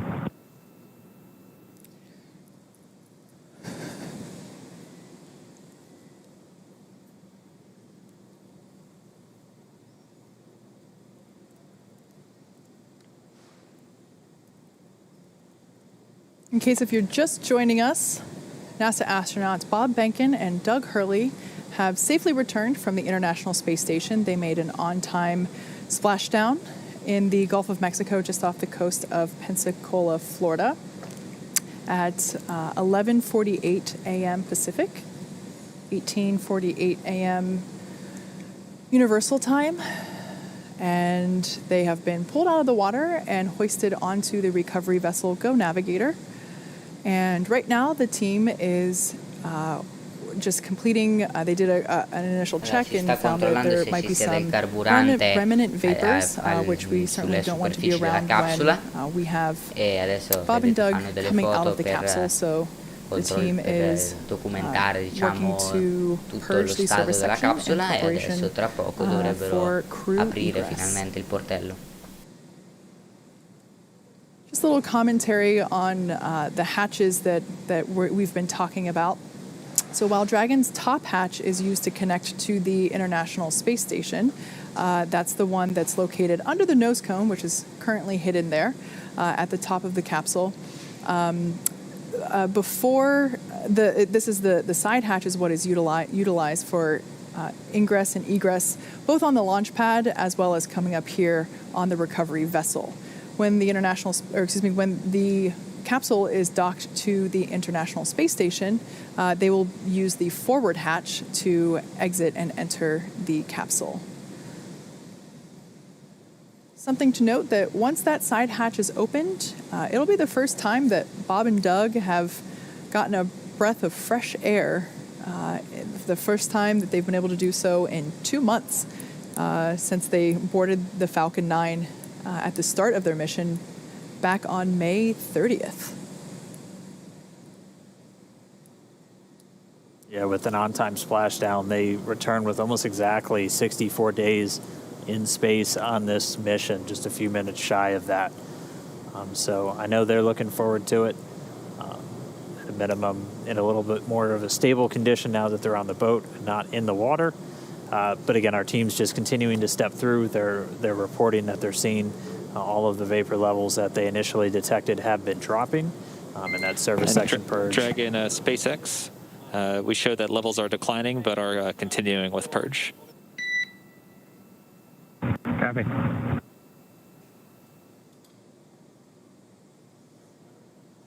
And in addition, just so you know, we are not seeing any, leak indications or anything like that. These are pretty small levels, but we still need to do the purge at this time. Okay, copy. Yeah, you're reading our mind, Mike. We were just wondering if you saw any indications of a leak or some depressurization somewhere, but it sounds like it's just part of the deal. Yeah, that's a good read back, Doug.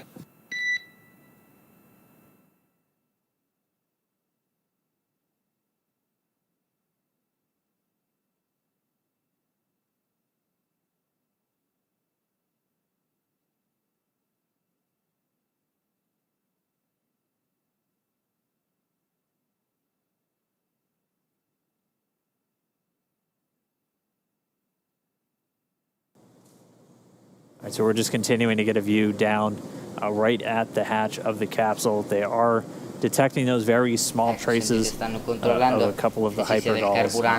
The one we've heard specifically mentioned was NDO or NO3 nitrogen or NO2 nitrogen dioxide.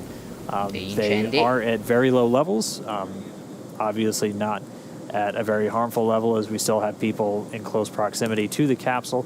They are going through with the purge. They're not seeing any indications of a leak in the service section of Dragon. That's where pretty much all of those different fuel tanks with the hypergulls are located inside the capsule.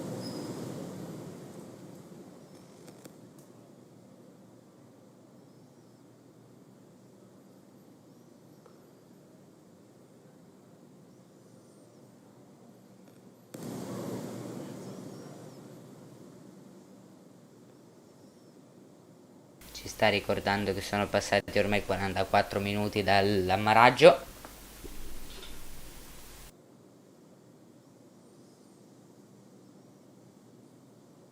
And we are just about 44 minutes post splashdown. Actually still ahead of the timeline, as we weren't expecting to get the hatch open until shortly before 60 minutes, at which point we'd be bringing Bob and Doug out. So this service section... SpaceX, another update. The service section purge should begin in a bit under 5 minutes. Right now we're showing NTO about 2x of our personnel exposure limits, and we're hoping once we start the purge, it'll drop down for us. Okay, thanks, Mike.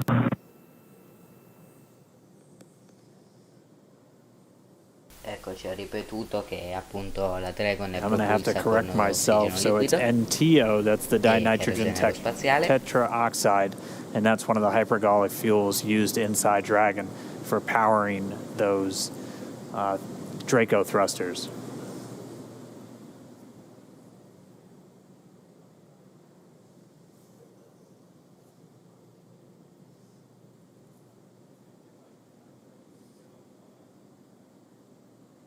So again, the SpaceX engineers detecting levels of NTO. It's dinitrogen tetraoxide. It's one of the hypergolic fuels used inside the Dragon spacecraft. Levels higher than they would like, so they're essentially doing a purge to help dissipate any vapors in and around the service section where those fuel tanks reside in the Dragon capsule. We're expecting that to take within the next 5 minutes or so. We were still expecting the crew out inside of an hour, so still on the timeline or a few minutes ahead, and we should be seeing Bob and Doug. Once we see those levels continue to drop around the capsule, we'll begin to step through the hatch opening process once again. Durante la bruciatura del motore, diciamo durante durante la fase di accensione del motore, siano state espulse alcune parti di carburante che non sono state bruciate.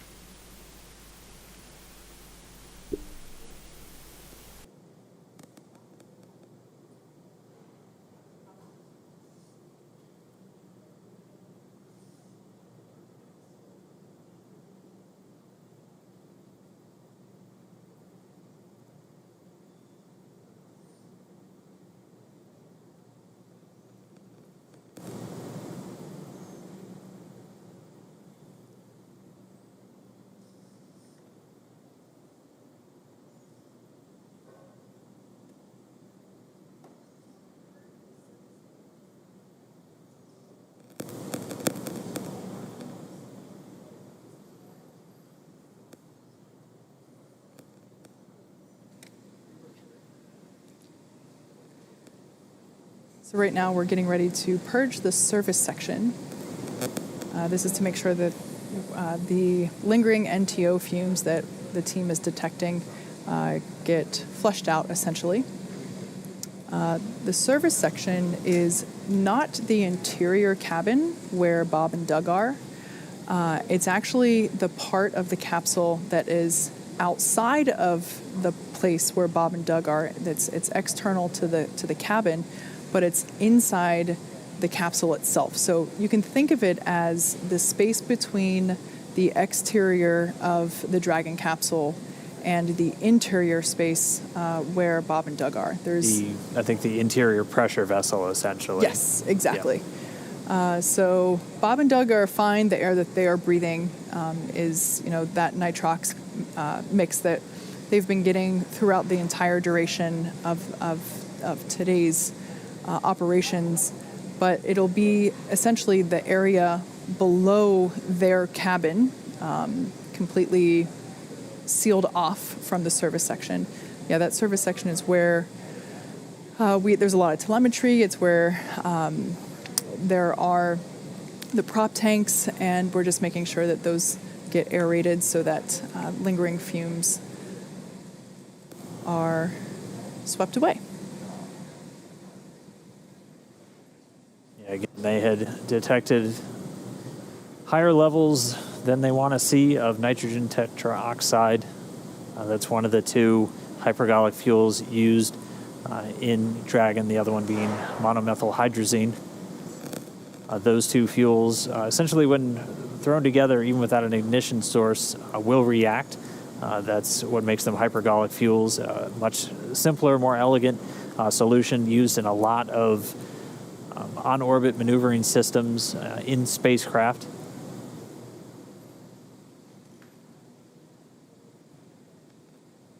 So again, we're just standing by.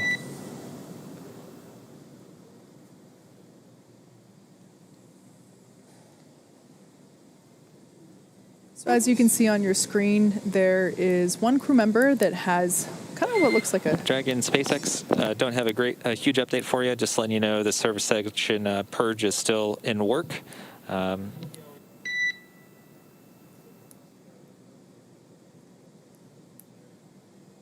And we'll try to get you out of there shortly. Copy. Ecco, adesso la speaker ci sta dicendo che l'operatore con la bombola e la maschera So as I was saying, two individuals on your screen there, one with a face mask and what looks like a scuba tank there, with some clean breathing air. There might be another crew member with the same personal protective equipment or PPE that will come on deck here. That type of equipment, there we go. That's the kind of equipment that is required in order to perform this purge again.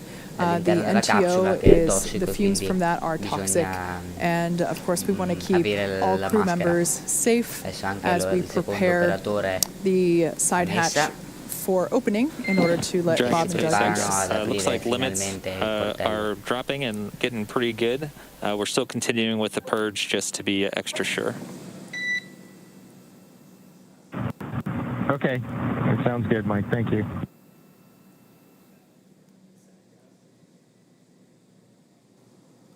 All right, so we just heard the call. The limit's continuing to drop on that NTO, that nitrogen tetroxide. So they're just going to continue to monitor those. They're doing a purge, essentially flushing the air around the service section where the tanks for those hypergolic fuels are in Dragon. As Kate was talking about, they're not inside the pressure vessel, the section of the Dragon interior where Bob and Doug and their atmosphere exists. They're essentially outside the pressure vessel, but still inside the outer shell of the Dragon spacecraft.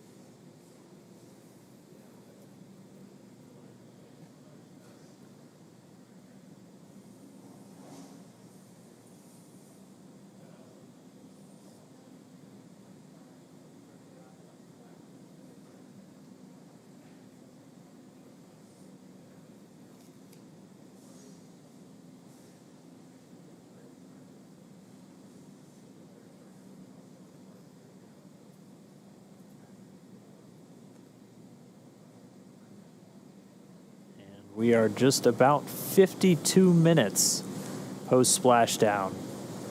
Again, we're just waiting for them to get good readings on the levels of any hypergol vapors still in existence around the capsule, and then they'll be able to step back in to this hatch opening.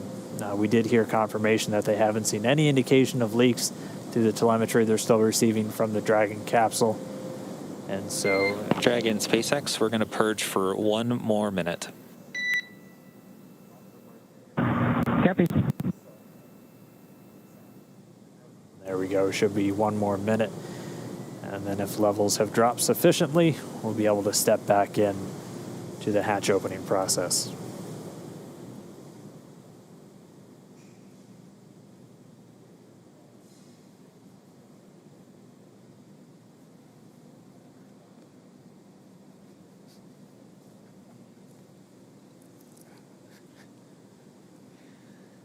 Bob and Doug will be getting assistance from the recovery teams while exiting Dragon Endeavour. This is the same process for any returning long-duration crew members, as returning to a gravity-rich environment can, be a little jarring, wreak havoc with our vestibular system, which is responsible for maintaining balance and motion. Of course, as you've heard us say multiple times earlier, safety is our #1 priority with this operation. So you will see both Bob and Doug helped out of the capsule and assisted to just the few feet over to the medical quarters aboard the boat.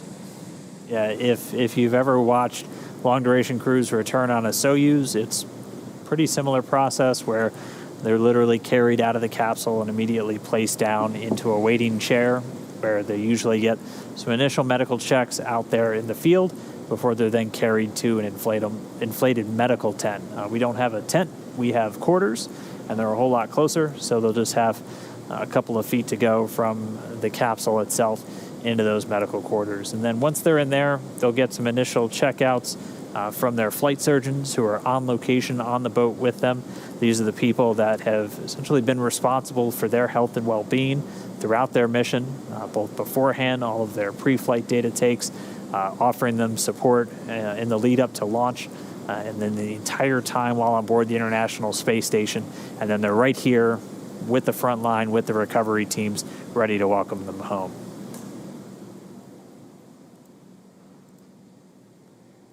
So it's been just about a minute since we heard that last call to the crew.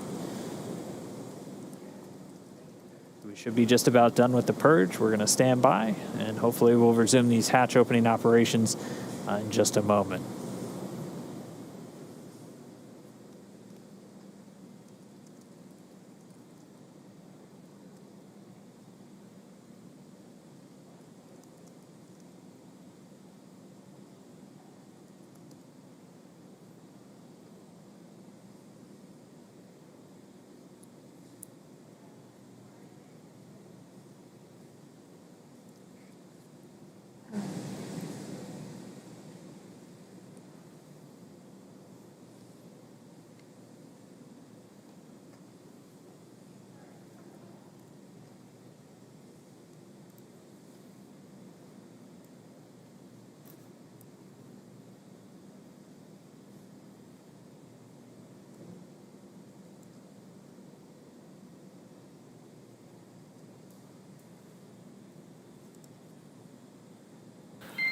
Dragon SpaceX 4 update. Ok, ci hanno appena detto che la Okay, capsula è exterior, sicura we're per seeing l'entrata, 3 parts per million quindi NTO speriamo che and 6 adesso parts per finalmente, billion dopo of un sacco di MMH. tempo di Nil, however, is attesa, asking that you aprano destow il your portello. driggers and take a sample inside the cabin.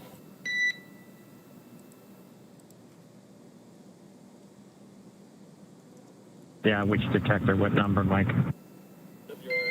Yeah, it'll be detectors 2 and 3 in location 14. Copy. Okay, thanks, Doug. All right, so we just got the call out of the current readings of both the NTO, the nitrogen tetroxide, and the monomethylhydrazine, either in the parts per million or the parts per billion. But just as an extra safety precaution, We heard Anil Menon, the medical authority from SpaceX on the boat, asking the crew to take out some air detectors that they have inside with them just to do some quick sampling inside the cabin itself. So again, we've said it before, we'll continue to say it throughout, safety the top priority with this operation. So the teams are going to be very methodical and make sure that everything is in a good setup, a safe environment, not only for the crew themselves, but also for our recovery forces. But for now, Bob and Doug still inside of Crew Dragon. We are just 58 minutes post-landing.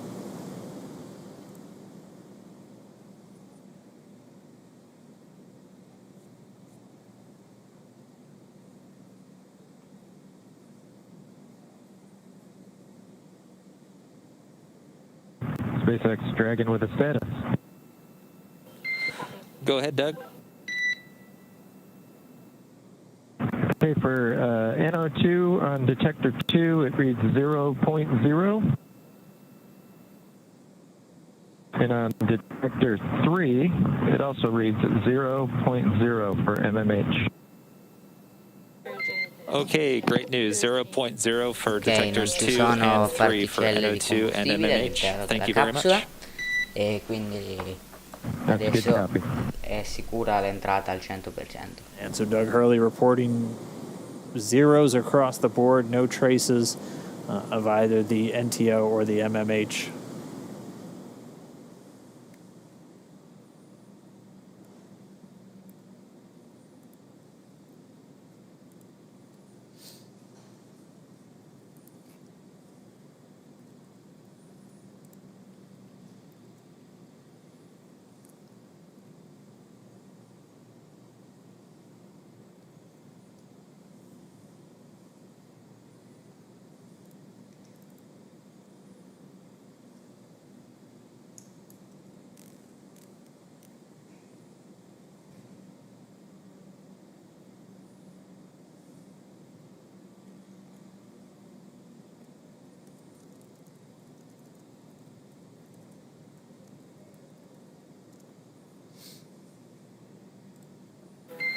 Dragon SpaceX for a status update.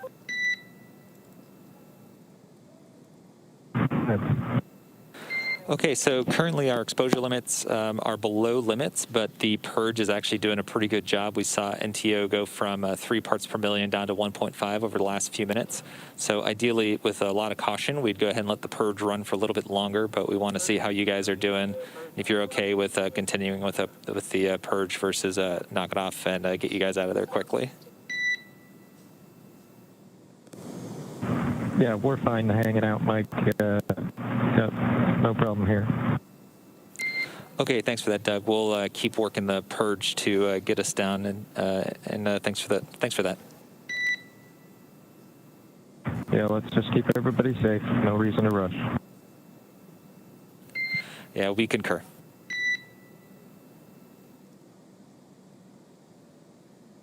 Spacecraft Commander Doug Hurley reporting the crew still doing well in Dragon, so they are good to continue to hang out. The medical authority there on the boat recommending as long as the crew is okay and still doing well inside Dragon, they'll just continue with the purge, trying to get those trace readings of any hypergol vapors all the way down to 0. Because again, we're really focused on not only keeping the astronauts safe, but all of the recovery engineers and medical professionals there on the scene as well. So they're going to continue this purge, just dispelling the immediate area around the service section of the Dragon spacecraft. So this is really a series of fuel tanks outside of the pressure vessel. So Allora vedo saluti Bob da and Doug casa, are ciao a inside the tutti. Dragon spacecraft, which they did Grazie per some essere quick qui in readings diretta. inside the cabin and had zeros across the board. But they're just continuing to let these levels dissipate, bring it down to 0, and then we'll resume hatch operations. We're just a little over an hour now, an hour and 2 minutes post-splashdown. Yeah, good to hear Bob and Doug report that they're good hanging out, meaning they're feeling all right and they're pretty comfortable staying inside for just a couple more minutes. Yeah, they were doing their best prior to leaving of playing up their expected seasickness. So good. It is good to hear that they're doing well still inside the Dragon capsule.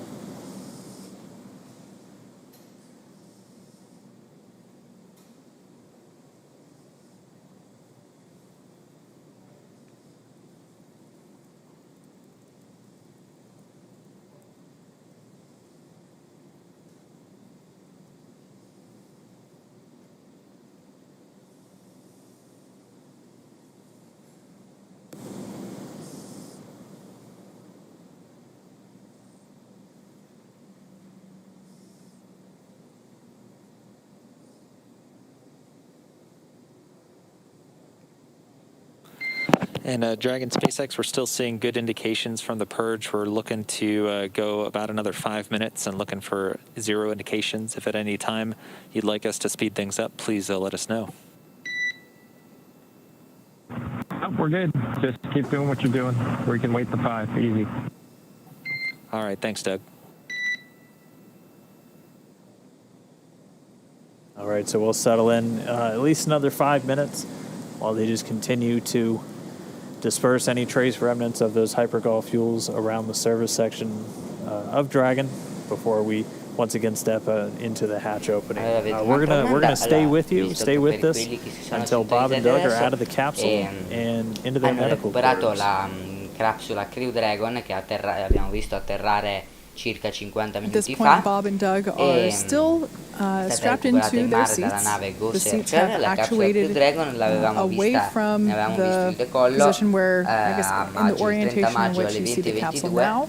During their on-orbit, during the departure phasing earlier this morning and yesterday, the orientation of the seats were such that essentially Bob and Doug would have been laying on their backs in the orientation where we see Dragon now.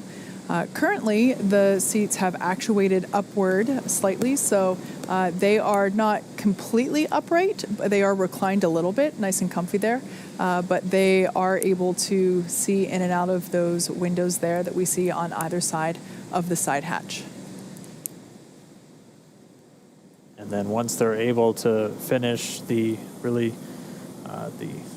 egress process, getting Bob and Doug out of the capsule, once they're in the medical area, they'll look to start bringing in the helicopter as both Bob and Doug are going to be flown back to Pensacola via helicopter, getting them to the shore in just a matter of minutes, where a NASA plane is going to be standing by to then load them up and bring them home to Ellington Airfield at the Johnson Space Center in Houston.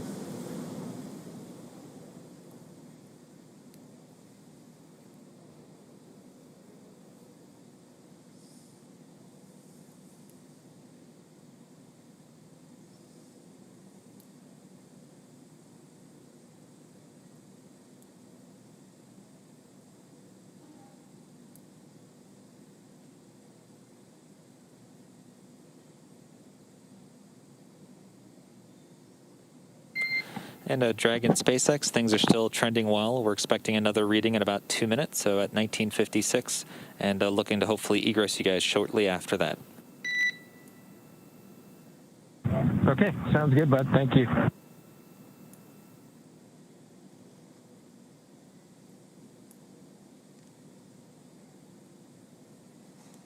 In light of one of the social media questions that we were asked earlier, someone asked if Bob and Doug have Netflix available on their heads-up displays there in the capsule, and they've actually been pretty busy throughout this mission. You know, monitoring telemetry and data, and checking for timing.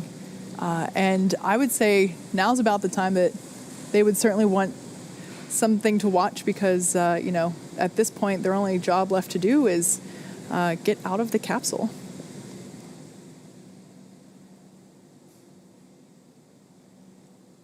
Has to be a feeling of just success, though, for those two. I mean, taking the first flight in a brand new spacecraft, we knew as test pilots, this is something that was kind of their bread and butter when they were in the military, and definitely something they leapt at the chance for once they became astronauts. And really a pretty flawless flight for Dragon. Obviously, we'll have all of the post-flight review coming up in the next several weeks as we Eccoci, sta continue ripetendo to lo assess speaker all the della data SpaceX that we che received throughout the la mission prossima and missione any data ufficiale still sarà per recorded il tardo locally on settembre, Dragon fine di itself. settembre. And we'll be spending the next several weeks going through and assessing Manca the un mission minuto and all'apertura working del through the portello, come certification vedete si process. stanno preparando And i we're tecnici already e targeting finalmente the dopo first la nostra operational diretta flight, di maggio potremo currently vedere pegged for i no nostri amici earlier than late astronauti September. Harley e Benken tornare dalla stazione spaziale.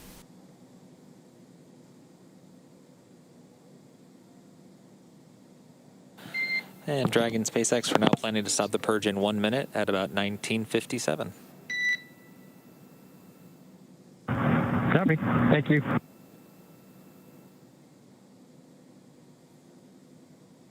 All right, well, with them stopping the purge in about a minute, that means that the levels have gone down to what they were looking for, and then we'll begin to step back into the hatch opening process and then be able to get Bob and Doug egressing or moving Vi out ricordo of the che questa Dragon live capsule. la They've been in there troverete nei prossimi for giorni sempre a sul little more than canale 19 YouTube hours at this point since they e departed the space ovviamente station viene, on Saturday. rimane registrata, quindi anche They had a sleep chi period, la, 8 se la hours of fosse rest on the persa capsule on their way qualcuno home. così la può They've been up riguardare since a little tranquillamente bit sul earlier canale this morning, YouTube. that wake coming about E 4:40 adesso a.m. aspettiamo Pacific, l'apertura del so a portello little per more than poi 8 hours salutarci. ago.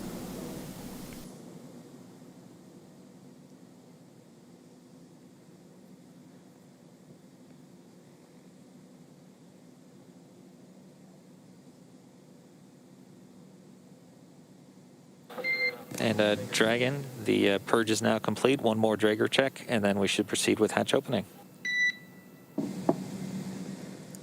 Okay, good news. Thanks. That is good news indeed. So confirmation that the purge is complete and that they're just going to do one more test to make sure that all of the fumes of concern are away and that it is safe to open that side hatch and retrieve Bob and Doug. Once again, once that side hatch is open, our flight surgeon will be the first to say hello, get a quick medical checkup, although based on the reports that they've been that the crew have been giving us along the way, it sounds like they're doing great, they're feeling good, and they're pretty comfortable there inside a Crew Dragon.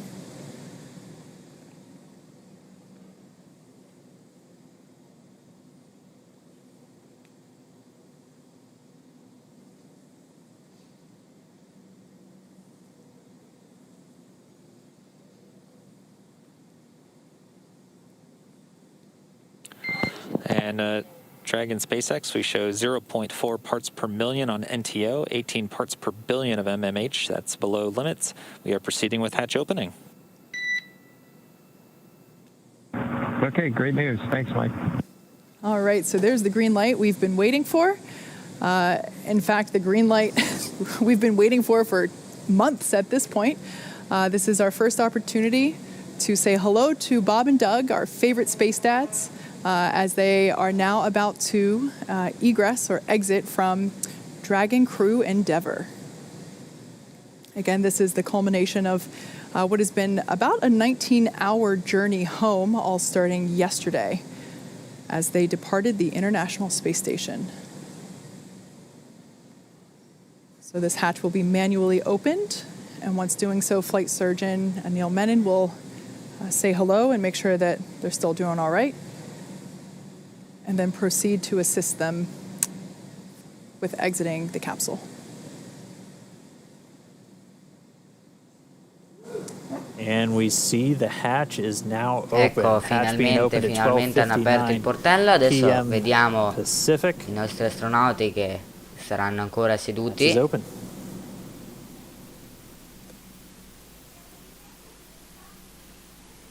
So right now they're going to put a piece of equipment in there that basically smooths out the edges and makes sure Eccoci, hanno messo il that it is blocco a comfortable exit from diciamo al the portello. Dragon capsule. Just a little piece of structure there to adesso ensure that the faranno hatch will uscire remain open and i that nostri any sharp astronauti, edges o around that forse ci side faranno hatch solo vedere are protected. all'interno della capsula.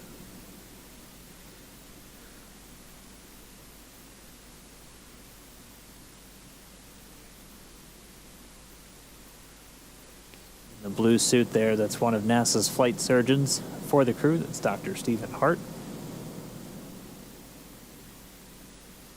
Qui vedete alcuni oggetti degli astronauti, probabilmente vari collegamenti, varie attrezzature dell'astronave collegati agli astronauti.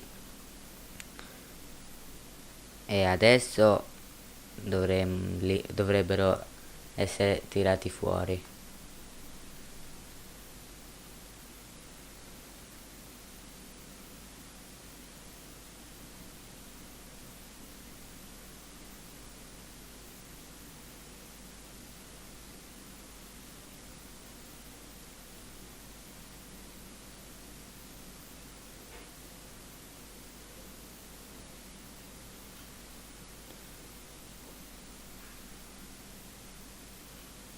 Ecco qui molto So once lentamente again, si the vede che gli SpaceX recovery astronauti team is now assisting NASA astronauts forse Bob stanno Behnken and scendendo, Doug non si Hurley capisce bene, stanno to intanto exit togliendo varie attrezzature, the probabilmente spacecraft. blocchi dei sedili, cose del We genere. got the hatch open just about 2 minutes ago.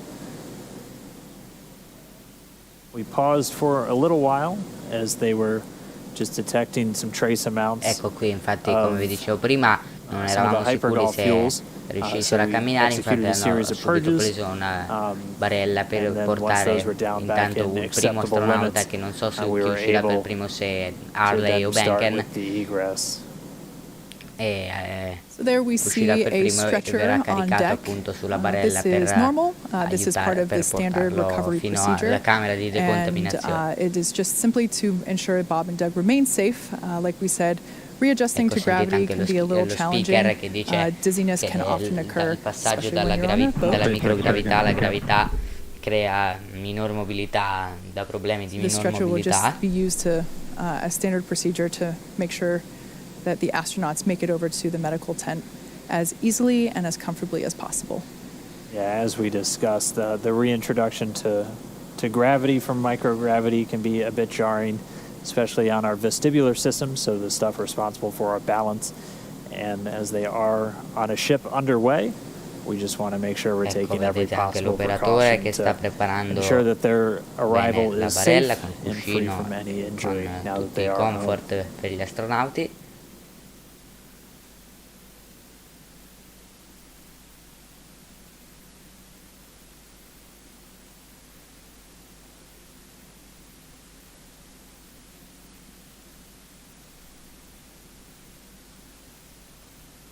They're working to get a few of the items from the seats out of the way first before they begin extracting our crew Ecco, members. vedete altre They'll be attrezzature, coming out one at a probabilmente queste time. sono cinture di sicurezza o vari allacci del sedile.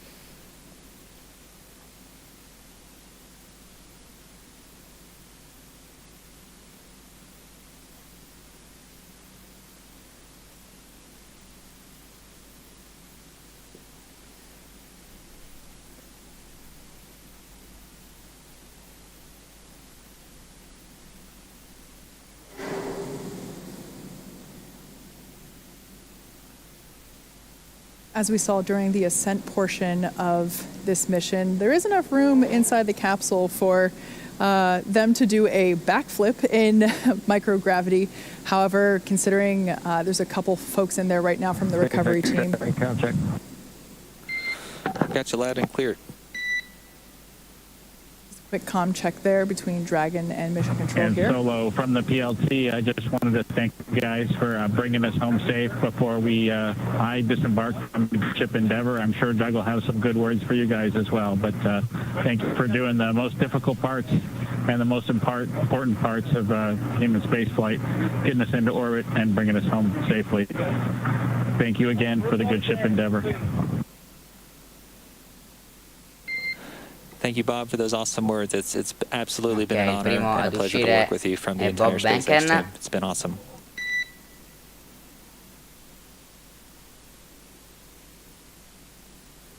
E dopo lo seguirà Harley.